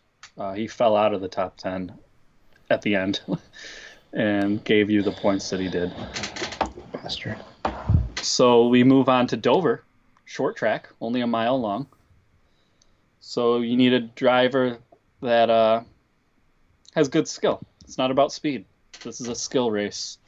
So I went with Truex because he's here. And I had the most points last week. So, yeah. And Kevin, who'd you take? Bowman? I'm doing a different strategy now that I'm near Stefan. Mm-hmm. I figure I'm going to get the guys that might get cut now. Mm-hmm. So I still get a lot of points to keep up with Stefan since he hasn't been looking too impressive the first 3 races. Hey. Shut your And then go. I added the points. He's doing the worst in the chase right now, but he still holds the lead, so that's okay. I mean, if you take away the bonus points, I'm in the lead. By a lot. You're in the lead by a lot. You've scored 133. I've scored 89. Stefan scored 86. Yep. So, yeah. You would be in the lead. I'm doing okay. I'm doing okay right I think we need to I'm at. lower the first place. I think 100's too much. I think 75 is where it's got to be at next year. 75, 50, 25? I don't even think if you come in third, you don't deserve the bonus points. That's fair because you suck. Yeah. So I agree. But I think 100's a little too much. It's hard to overcome. Did the person who finished in first last year end up winning, though? No, Kevin was in first last year. And you won, right? Pulled it out, yeah. So it is doable to... It's definitely to the second place, but the third, forget about it. Yeah, third place is tough. It's tough. I made a go at it, but it was tough. So, you went Truex? I went Truex. I'm actually doing the opposite strategy of how I did the regular season. I said, F it. I'm going big names. I'm just putting them all out. You're doing the Kevin strategy. I'm doing the Kevin strategy. And I'm doing the Corey strategy all of a sudden. Yeah. I went conservative. Jeez. I figured if Truex wins, I'll tell you guys right now, I'm taking Keselowski at Talladega. I'm going the top 4 out of 5 races, the top 4 drivers. Kurt Busch was just an intuition that he would do well there. Good intuition. And then, so that's my strategy. I went Chase Elliott. He's good at Dover. I gotta get a good win here. I gotta get something. I thought about Elliott, but he makes me nervous because he's young like Ryan Blaney, and just as easily as he could win, Is Stefan going to change his again? Oh, sticking with him. At least I know he's in the chase still. So that's why he's got the name. That's why his daddy named him that. The chase. Always chasing the chase. Well, that brings us to the end of the podcast here, and No. Oh no. Oh yeah, you want to talk about that? We said we'd recap it. No. The best part. But he's talking about this. Yeah, but I'm not. I know you're not. You guys are on two different. Yeah, I know where he's going too, but still. Well, let's touch on. Let's go talk about UFC this Saturday. Big matchup. I think we've all been kind of waiting for this. McGregor's return to the octagon. Who the fuck is that guy? I'm excited for it. I probably won't be able to see it, but I'm still excited for it. What is your guys' take on it? Kevin, you can give your analysis first. So I'm a little let down before we get into this. Someone, former friend. No. Former friend. Wow. Shots fired. No, never. Hardship end. Our MMA expert bailed on me. He will not be coming over for the big barbecue. Wow. Unfortunate for him, he gets to work until 7 o'clock, so right around the time the main card starts, so he's not going to drive all the way out here for that. Yeah. However, oh crap, I forgot if I was going to look up Pettis. Apparently we're all going Pettis, so just to stick with the flow there, I'm going to go with Pettis too. Let's go. The younger Pettis we're all going. Yeah, Sergio. Yep. The other one got bumped from the card. We've got Derek Lewis, Alexander Volkov. That's going to be a good fight. Anthony Pettis isn't on the card anymore? Nope. That's why he's gone. Who's Ferguson fighting? Oh, wait. Sorry. Never mind. I forgot. Okay. Pettis is fighting Ferguson. That's going to be an interesting one. Apparently, our MMA expert didn't realize that non-main event fights are less than 5 rounds, so he gave me a decision. Finally, I can add that. But the Derek Lewis, Alexander Volkov fight, that's going to be a good one, hopefully. Derek Lewis's last fight, not that impressive with Ngannou. Ngannou was a little gun-shy, and Derek Lewis was with a broken back, one of the most boring fights you'll ever watch. Don't watch the replays, please, for your sake and mine. But Derek Lewis, always usually a good entertainer. He usually puts up a good fight if healthy. I think he's going to be healthy. That's why I have him winning by decision. Corey White, you got him going with knockout just because he's got that knockout power? Yeah, and I think his explosiveness is going to shock Volkov. It may even be earlier than the second. Could be the first.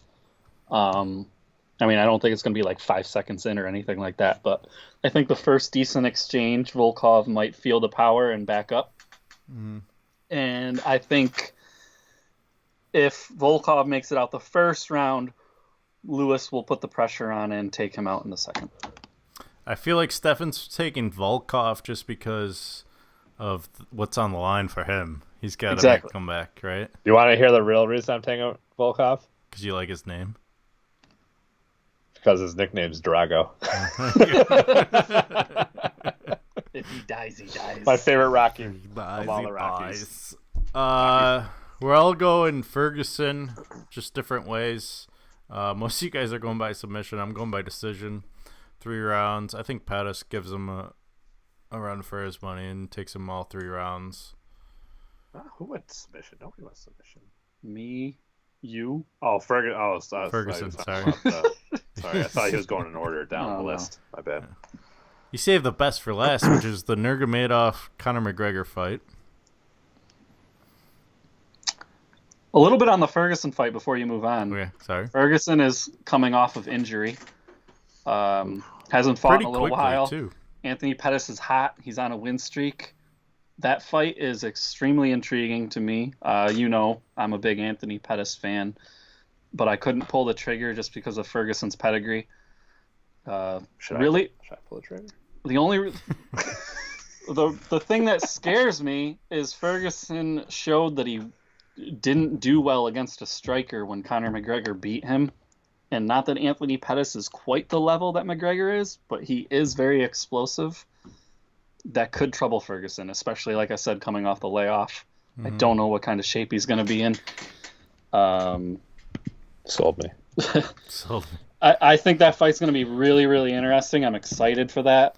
I'm almost as excited for that as the main event. I think that's going to be a really intriguing fight. it's definitely a good card. One fight I didn't put on here, I thought about putting on, was the Karate Hottie versus Felice Herrig fight. That one's the first event on the main card, and that one intrigues me to see how Michelle Waterson is doing and how Felice Herrig.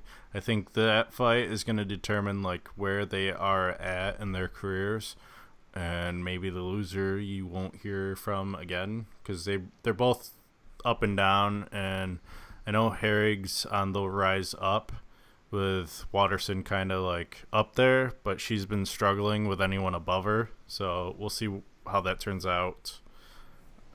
The Ferguson Pettis fight, I believe, is on this card, not only just because it makes this card look better, also because of the next fight, Khabib versus Conor. Khabib been known to miss weight, so I think that was a backup plan. So we could see, even if Khabib might not even make weight, you see Ferguson slide in and face McGregor for the belt. Yeah. With that being said, I've said this, I think, last podcast. No, we didn't talk about it last podcast. We talked about this after the podcast. And I'll say this on air as well. I think the only way you see McGregor win is with a first-round knockout or decision, because of Vegas being corrupt like it is. Hashtag Corey knows with Vegas. With that being said, I think Nurmagomedov's going to take him to the ground early and often. Whenever McGregor is taken to the floor, he seems to struggle. I don't agree with Ben's or Stefan's picks based off of the fact that McGregor blows his load early. If I was to take a knockout, I would take it in the first or second round, Stefan. Wink, wink, nudge, nudge. Nah, I like where I'm at. But I don't. I see this either going to decision or submission by Nurmagomedov. I don't see it being knockout power from McGregor. I also am wondering how much McGregor is really in this fight. He's obviously not in for like the UFC fight money. He's more been promoting his Proper 12 whiskey, which I may or may not pick a bottle up for this fight. Just saying, it is. Someone told me it was like $150 a bottle, and then someone told me it was $12. So whoever, I would prefer the lower opposite end. ends of the spectrum. I thought it's 12. Yeah. It's probably somewhere in the middle. I feel like it might be 18 or 40, somewhere in there.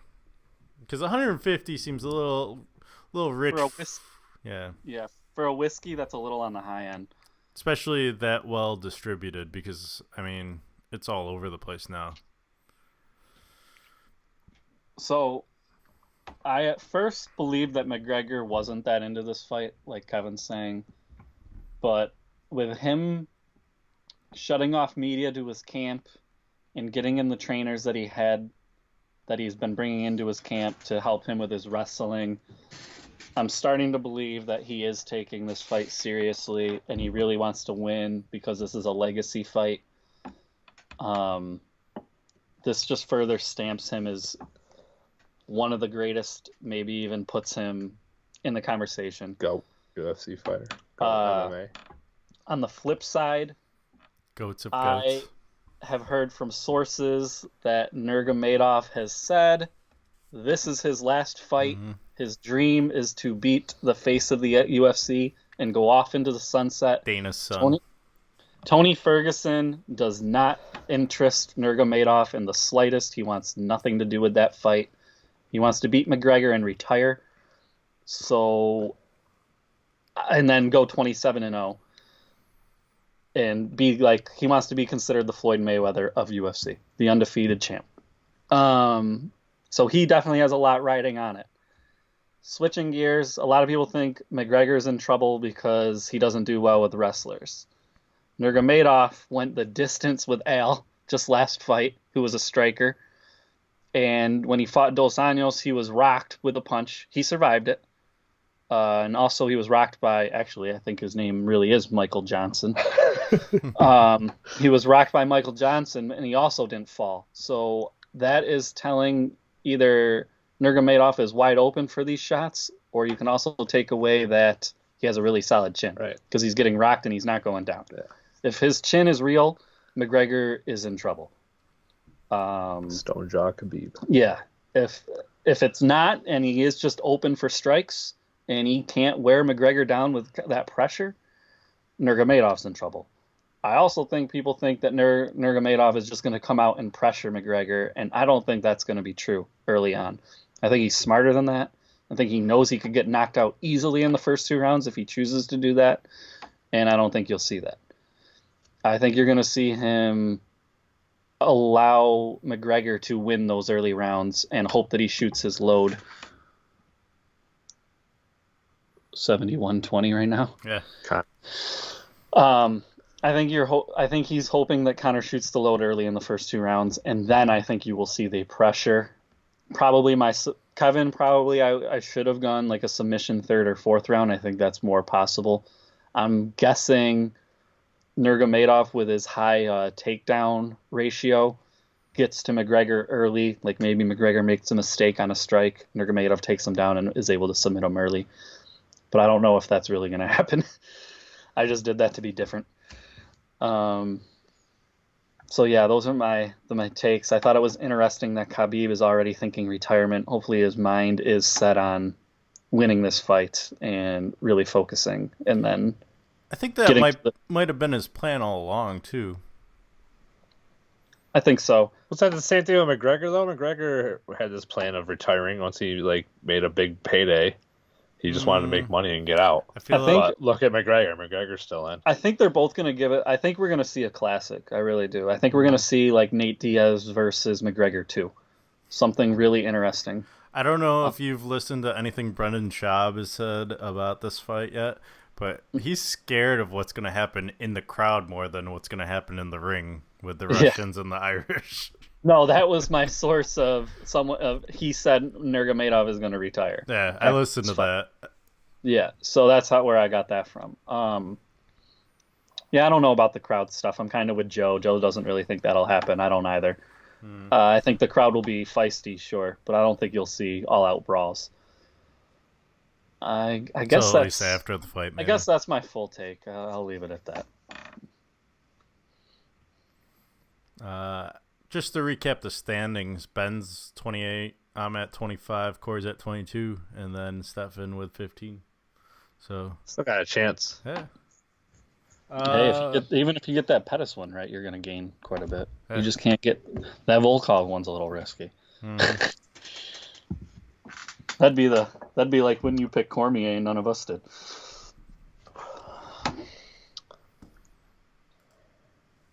Y'all just don't know.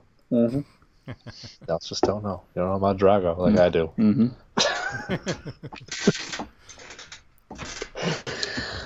Is that Poirier fight off with Diaz, by the way? No, as of right now, it's still on the card, but who knows? Okay. They want to fight at 165, but, I mean, there's no 165 division. Right. So... Little quick news, because I know you guys like Wilder. Him and Fury had their first press conference, and it went as expected. Face-to-face, pushing match, had to be separated. Wilder said, you won't be able to handle my power. After Wilder pushed Fury, said, well, if you hit like that, my wife hits harder than you.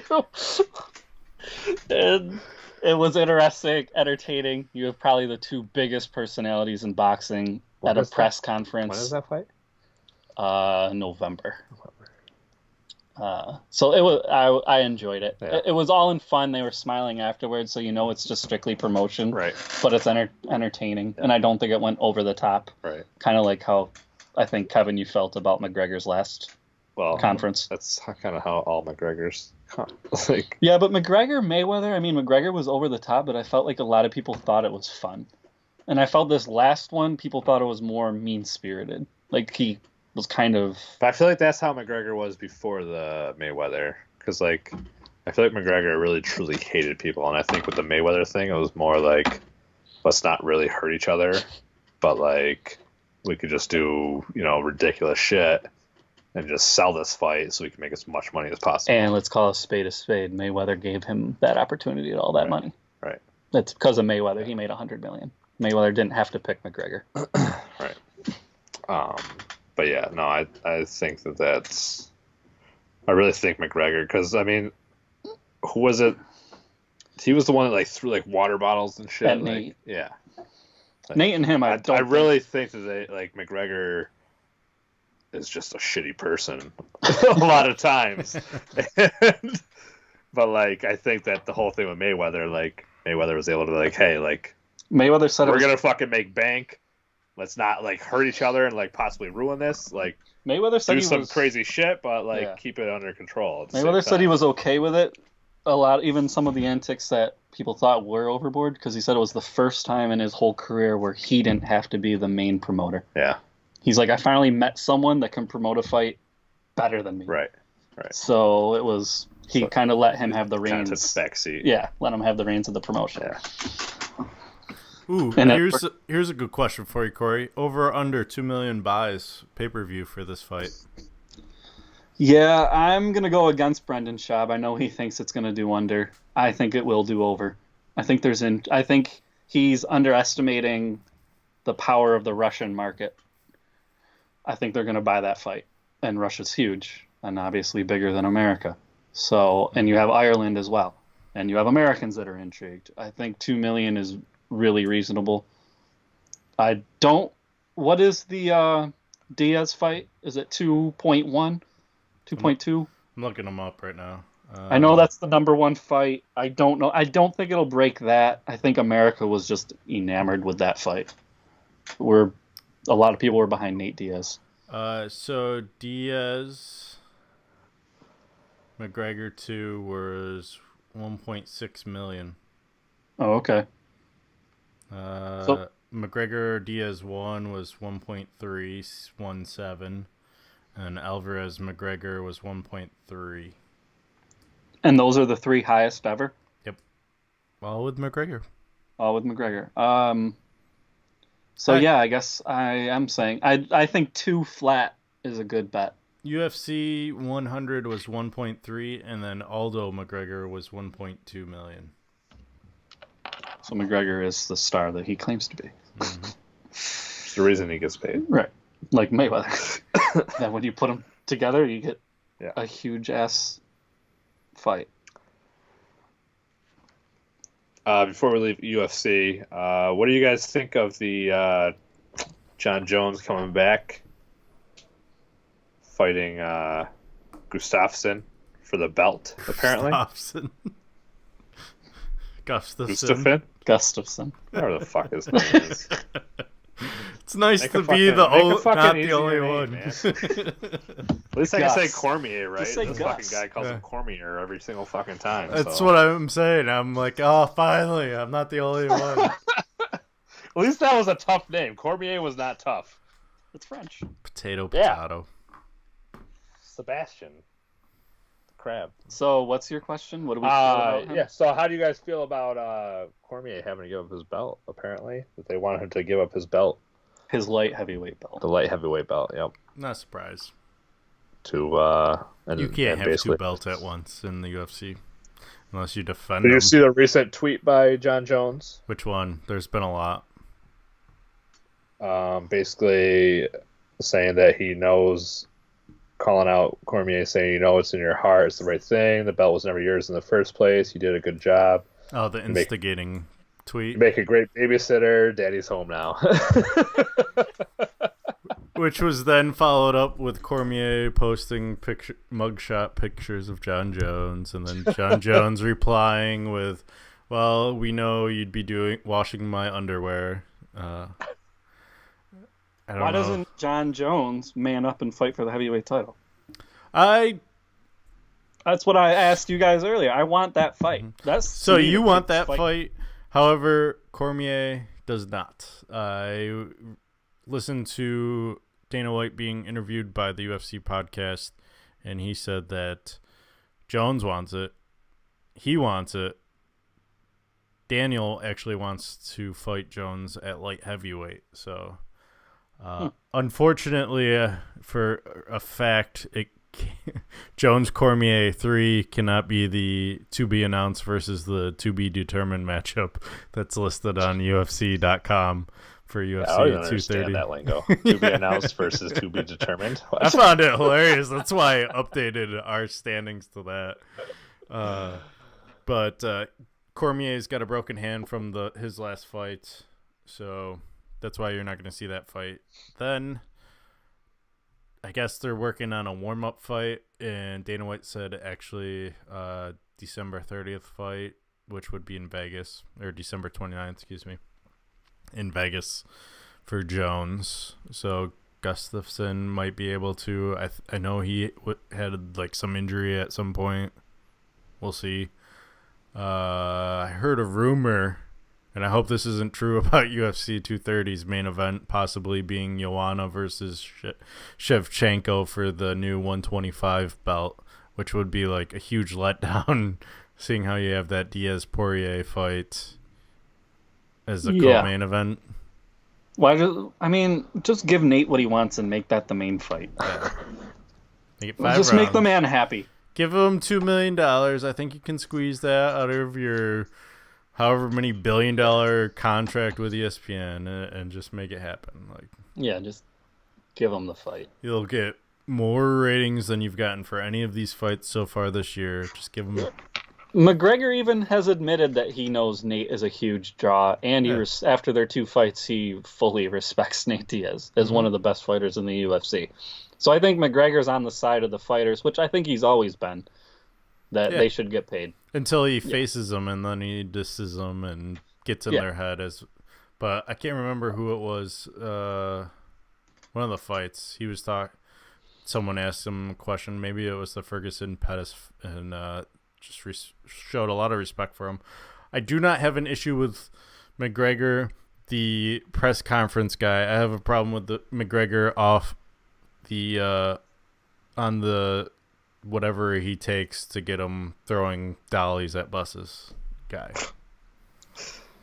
What do you think about McGregor bringing up Khabib's dad and it visibly shaking Khabib and bothering him? That's just part of McGregor's shtick. I know, but if he can get into Khabib's mental state that easily, is that going to be a problem for Khabib? I didn't see it. Then again, I wasn't paying that close of attention, but I feel like that was meant to make Khabib look terrible anyways, because he doesn't really... English is his second language. I mean, you got Dana White cheersing McGregor with the proper 12 whiskey. I mean, it wasn't meant to make Khabib look good. I think it was just there. Maybe McGregor will sell some more pay-per-views. I saw one interview with Khabib on the street, and he seems like the most genuine, nice person I've ever seen, and he didn't want to say anything about McGregor. He just was talking about himself. He's I'm not going to say anything about McGregor. I'm just, I'm going to do what I'm going to do. Blah blah blah. And it was just okay, he's actually a decent dude. Yeah, I think Khabib and McGregor's not so much. From what I've seen, Khabib's mindset basically is, I'm not changing anything I do. I'm going to bring what I bring. And since I'm undefeated, it's your job to figure me out. And McGregor seems to think, though, the same thing about himself, that I'm not going to change what I do, try to beat me. And I think that's going to be interesting. Yeah. Someone's going to have to make an adjustment. Oh, yeah. And I'm curious as to who. That's why I want to see it. And who can actually make the adjustment? Who can make the adjustment? My money would be on Connor can make the adjustment. I'm just not positive Connor's stamina can handle the pressure that's going to be put on him. We'll find out Saturday. And rumor is Khabib's been wrestling the top college wrestlers in the country, and he's manhandling them. So, granted, you got a grown man versus some college kids, but all the rumors out of camp is it's not going so well for these college wrestlers. He's a strong man. That'll be very interesting for Connor. Also, I didn't mention, you guys mentioned missing weight. Khabib, according to Brendan Schaub, is already down to 174. And that doesn't sound like that's that great because they still have to go to 155. But around this time, for the 2 fights he missed weight, he was around 200 pounds. Jeez. So he's a lot closer to making weight than usual. That's good. Hopefully the fight is on. Moving on from UFC, MMA fighting. We will get your guys' final take on the segment that we all cannot wait to end. I actually enjoyed it. Big Brother 20 has come to a conclusion. We have a winner. Samantha. Surprise. It's not my winner. For the game or for our fantasy purposes, not my winner. Oh, so I get the golden thumb. Thanks. No, I think I should get the golden thumb. I think I had the best player, probably the best player in the game, but unfortunately he got backdoored week 2. You didn't have the best player. I did have the best player. He just didn't make his alliances right, apparently. Because He had no social game. What do you mean he had no social game? He had no social... Swaggy C had no social game? No, it was awful. That's why he was Stop. hated early on. Stop. Because it was bad. Stop. Anyways, you guys go ahead. Talk about it. I'm going to take a break. I mean, we talked about it, Kevin. Basically, we touched on it. Casey was gonna, if she made it to the final, was going to beat anybody. Yep. Tyler stayed true to the alliance, and that came back to backfire on him. Yeah, I mean, he didn't have the choice to take, right? Right. Did he? Right, Casey got to choose, and she took Tyler. Which she stayed true to her word, which I didn't, like we said, I don't think it mattered. I think she was going to beat JC or Tyler if it was her in the final. It was more interesting if it was JC and Tyler. We both thought at that point probably Tyler would win, but there was still a chance JC could. And JC, that's really the only opportunity Tyler had to win, and he didn't win the second challenge. So I think what we saw that surprised me is how many of the first evictees had a hatred towards Tyler. I think more than respected Casey. And I think what really helped her get that final push was that she pointed this out in her exit interview with the cast, was that she tried to connect with both sides. She wasn't just making promises. She was just trying to be friendly with them. Which is why I think you and I both thought that it would work out. She also didn't make she didn't make promises to anybody. That was besides Tyler, and then she stayed true to it. Casey just played a good social, and then obviously her competition game was out of this world. She set the record. We looked it up. She has the most veto wins, and I don't know if veto wins in a row will ever be broken. 5 in a row. That's unbelievable. And then on top of it, to be a good person and be friends with everybody, that was going to be really hard to beat. Bunch of HOHs too. Yeah. Well, even though Tyler was the one making the moves mostly, because that was brought up. I didn't realize that she had won 5 vetoes and didn't use it once. That's interesting. Tyler was doing the big moves, got all the blood on his hands, and that has proven now 3 years in a row to be the wrong way to play Big Brother. Yeah. I do want to point out that I did correctly guess the top 3 fan votes, which was Tyler, Brett, and Haley. I don't know who I picked to win, but Tyler did win the I fan picked vote. Brett. I thought it would be Brett or Tyler. I think we all personally put our bias and picked Brett. I think we all voted for Brett. I know Tyler walked away. That was a good guess with Haley, though. I wouldn't have picked her as the third option. I think the way they she stayed in long enough, and the way they portrayed her in the show helped her case. We knew. Well, let's just go through the line here. Rockstar, nah. No. Fessy, he's an idiot. No. Rachel, you never even heard about her. Yeah, she was kind of a nobody. It was just like, oh, she got evicted, and when she got evicted, she was shocked. It was like, yeah. Scotty, kind of Weasley looking. Yeah. Like, people were a little skeeved out by Scotty and by JC. Yeah, Winston wasn't in there long enough for anyone to get an impression. Bailey, same with Steve. Mm-hmm. Bailey with her freak out didn't help her case.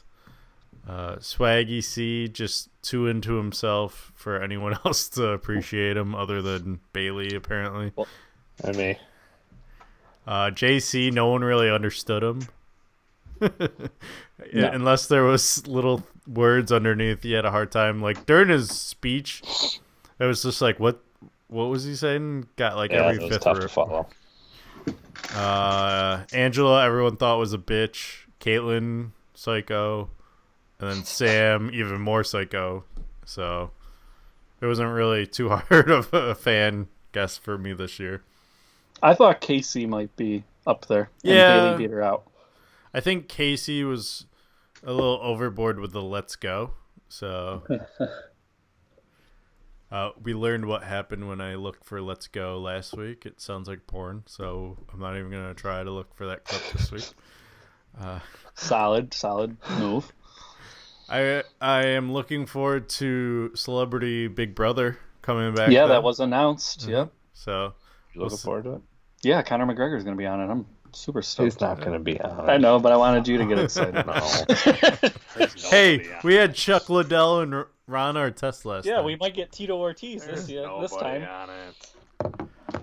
All a bunch of nobodies. Other than that, it was definitely not. Artest is not a nobody. Artest not? Met a world peace. Hey, he's not on this. I'm talking about this season. Yeah, but he was last time. That's not a nobody. Shut up. I will say this was not my favorite season to watch. As the last couple of years, I've been more of a fan of. Minus, last year I got a little annoyed with Josh, and I didn't think he should have won. No. But other than that, I've been a huge fan of Big Brother, which leads me to the surprise. This Is Us is back. Oh boy! Dun dun dun. Should I get caught up on that? It was a good episode, first episode. All I'll say, and Stefan, if you watch the last episode of season 1, you're basically still in the same boat. Is we all want to know who the hell Randall and his daughter are going to see, and that's where it pretty much ends. Episode 1. But we get to see what's his name, Toby, right? Toby. There is. Do you think it's Deja? Do you think it's Kate?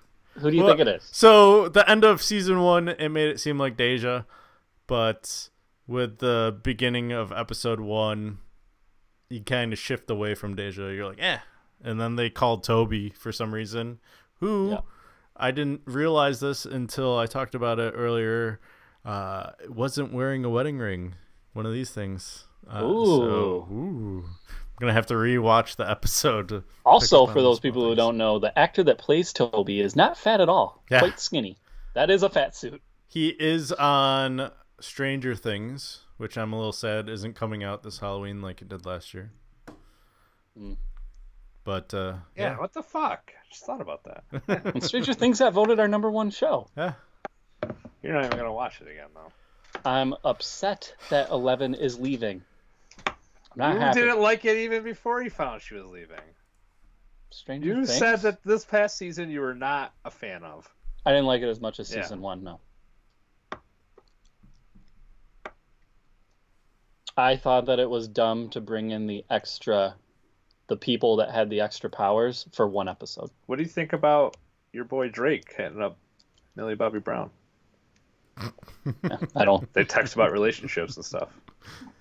That's fine. He's not. That's fine. That's fine. He's not interested in Millie Bobby Brown. I'm not worried. Okay. All I'm gonna say is that he's dating he was 18-year-old. like an 18-year-old. So He's not going after Millie.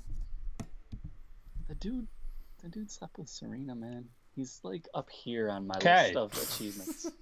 all I'm saying is that the dude is fucking like grooming, waiting until she gets legal. Then he's gonna He smash. also has a son named Adonis that he hid from the world for a long time. Yeah. So congrats to him for being able to do that. Drake's the player. Number one player, probably. Probably. Because he just seems so genuine and nice, but everyone says Right. behind closed doors that's not the real him.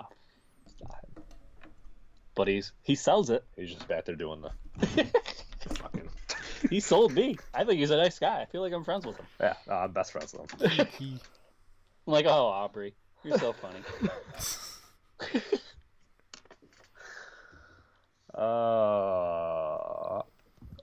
Get us I off am this going train. to The Office trivia Thursday. Ooh. Sounds official. It is official. It's that World of Beer. Do you think you'll be any good? I will win it. I will don't- bring back the trophy and show you. You know what's hard that you're going to have to know, and maybe you do know, is episode numbers. Like on episode 54, this they're happened. not going to ask episode. Oh, they're numbers. going to ask that. They're not And gonna you're ask going to be like, episode fuck, numbers. I don't know episode They're not going to numbers. ask episode numbers. You better start watching again. You better start. They're you not better going to ask start episode checking. numbers. You better start checking. They're not going to ask episode numbers. They're going to say maybe the name of the episode, which I know all the names of the episodes. You better know the numbers. I don't even know the numbers. Season 2, episode 13, this happened. I know it. Just watched it today. Oh, okay, perfect. What happened? I don't know. Steve Carell's character died. No. No, that was Will Ferrell. That was season 8. Will Ferrell died? He did not die. Pretty much. He was To the brain dead. hospital. Went to the hospital. Never came back. He did come back, actually. And then went away.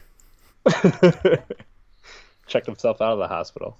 That's why The Office didn't win our thing. Okay. Steve Anyways, Carell couldn't maintain a whole after career this on garbage, we're going to wrap it up. Episode 90 in the books.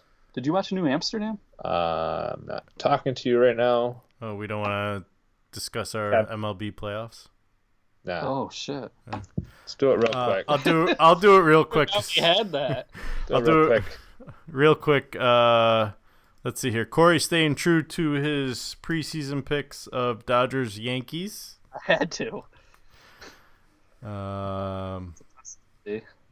Let's get this switch to video. Oops. And then You guys like my colors here? yeah, I appreciated it. Colorful. Same Nice. scheme as usual. Not as usual. It's two different colors on two different sides, you fucking dickhead. Stefan Cool. going with Red Sox, which was his You can make pick. fucking bracket next time, you fucking dickhead. I've made them before. You and anything you make, we don't know where the fuck to find it at. You go, yeah, no, I sent it to you. I made the wide What the fuck receiver email did you send it bracket to? in the other bracket, and you found them just fine. And they just happen to be exact replicas of the bracket you made prior. Yeah, you copied and pasted. Congrats. Thank you. That's all I was looking for. I'm glad Steph- you could. Could you please send me a trophy? No. Please send me a trophy. Oh, speaking of trophies, I got another one for Beat the Streak. Season's over. Oh, Kevin's catching up. We better Got send 3 now. All right. Let me make up some random contest that we have to do. Whoever wins the dunk contest. Stefan not staying a true trophy to for a his combat? picks, and he's going with the Red Sox over the Dodgers as opposed to the Cubs versus the Red Sox. Who I had? I couldn't remember who I had. But I heard the Dodgers are pretty hot right now, so I went with the Dodgers. You know who also is hot are the Milwaukee Brewers, who are taking my Nationals side on the NL, and I'm going with the Astros still as the champs. They out. Who was your preseason picks, Kevin? The Houston Astros, right? Astros versus the Nationals. Okay. So Got it. Oh, Nationals didn't make it. yeah. Tough break. Ooh. Yeah. Hey. Maybe next year we'll have a bet. See whose preseason picks make the playoffs or something. Shotgun beers. Both or yours whatever. did because you picked the Cubs. That was a risky one, and they just snuck in. Yep. Snuck in. But I didn't have faith in them to make it all the way. All right. I don't really think the Yankees will, but I went with it. So Kevin. I went with my thing. Oh, I me and you picked- have Dodgers. Yeah. Kevin doesn't have anything the same as us. You have Yankees. I have Red Sox. Is there a thumb on the line? Yeah. Perfect. Wait. So what are we? There's a point system, right? Yeah. So what are we doing as far as like guessing how many games? Like if you get the right amount of games right, you get like an extra bonus point or something. Yeah. Oh, you let's get do more than that. one. Let's do however many games you guess. So, like if it goes to game 7, then you get 7. Whoa. Or do we want to do that, or just make it like a flat 2 or something? Flat. Flat 3. How about that? Make it worth, because it's pretty hard to guess which game. So and the what do you winner. do? Get 1 point if you got it right, and then 3 if you got the games right? Yeah. Sound good? Because it's pretty hard to do that. Yeah. I'll give you props if you. What is it? 1 if you get it right. Yep. 3 if you get the games right on top of it. So you have a chance to get 4 points. Sounds fair. And watch all of us go out in the first round. Okay. So 3. That was And you have to guess the winner right to get the 3 points. Right, obviously. Just wanted to make that clear. Yeah. I was assuming that, but good call on making it clear. Because Corey would have tried to play it the other way. Oh, I got the right amount of games. I just didn't get the right teams. How'd you get 3 points still, right? Been hanging out with Matt only too fair. much. Oh, by the way, I am off of the alcohol free. This is what That I've been lasted long. a whole 3 weeks. Man, go fluff yourself is what I came back to. Welcome back to us. Welcome back. Are you ever gonna pay up your shotgun bet? Welcome back. Yeah, I will. Yeah. Maybe next week. Do you need me to play the clip where you, for some reason, made that bet? Just Or pay you gonna up. do I'll your do two? it. I'm gonna buy a little flask of Fireball just so we have it ready.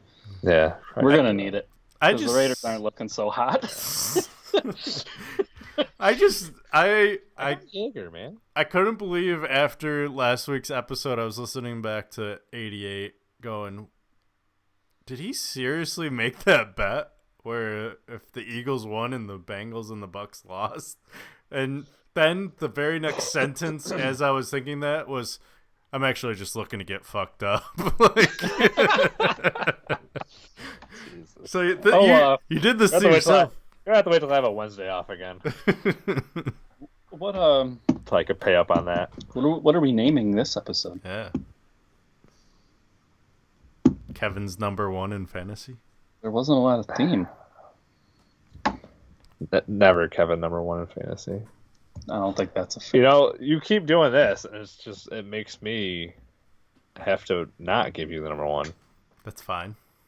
I don't care if everybody's lost 7 games and you've lost. You hold none. me down. That's above you. Vote me down. See if I gotta care. figure out the name afterwards. Yeah. Yeah. Mahomes for president. Wait, who did we want to get on the podcast? Mahomes? Trubisky or Connor or DMX. We'll work on DMX. You work on Trubisky. How about Trubisky is finally getting the job done. That's the name of the podcast. That's a long Trubisky doesn't suck. how about Trubisky, please Question join mark? us? What? Trubisky, please join us. Yeah. All right. Trubisky can sit next to David Blaine at my house party. Sounds like a terrible house party. It's not starting out so great. Well, Unless you got David Blaine's magic trick is he turns Trubisky into Tom Brady. you got to get Michael Jordan in there too. The greatest, the goat of goats. That's Not the facts. goat of goats. That is facts. Not the goat of goats.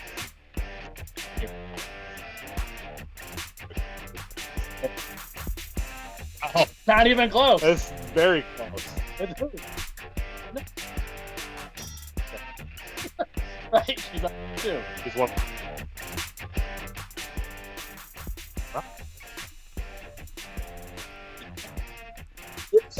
Not even a goat. He is a goat. What is this celebration?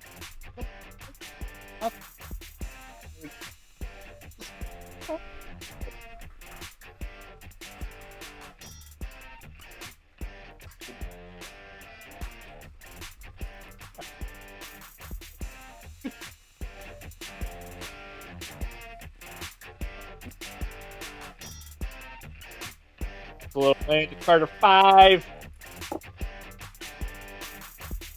Now.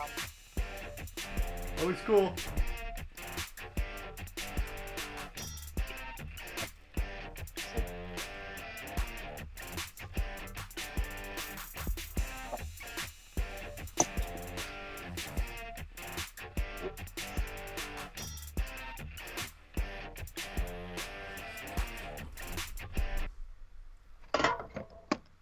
All right, quick exit left. Exit stage left. Yeah.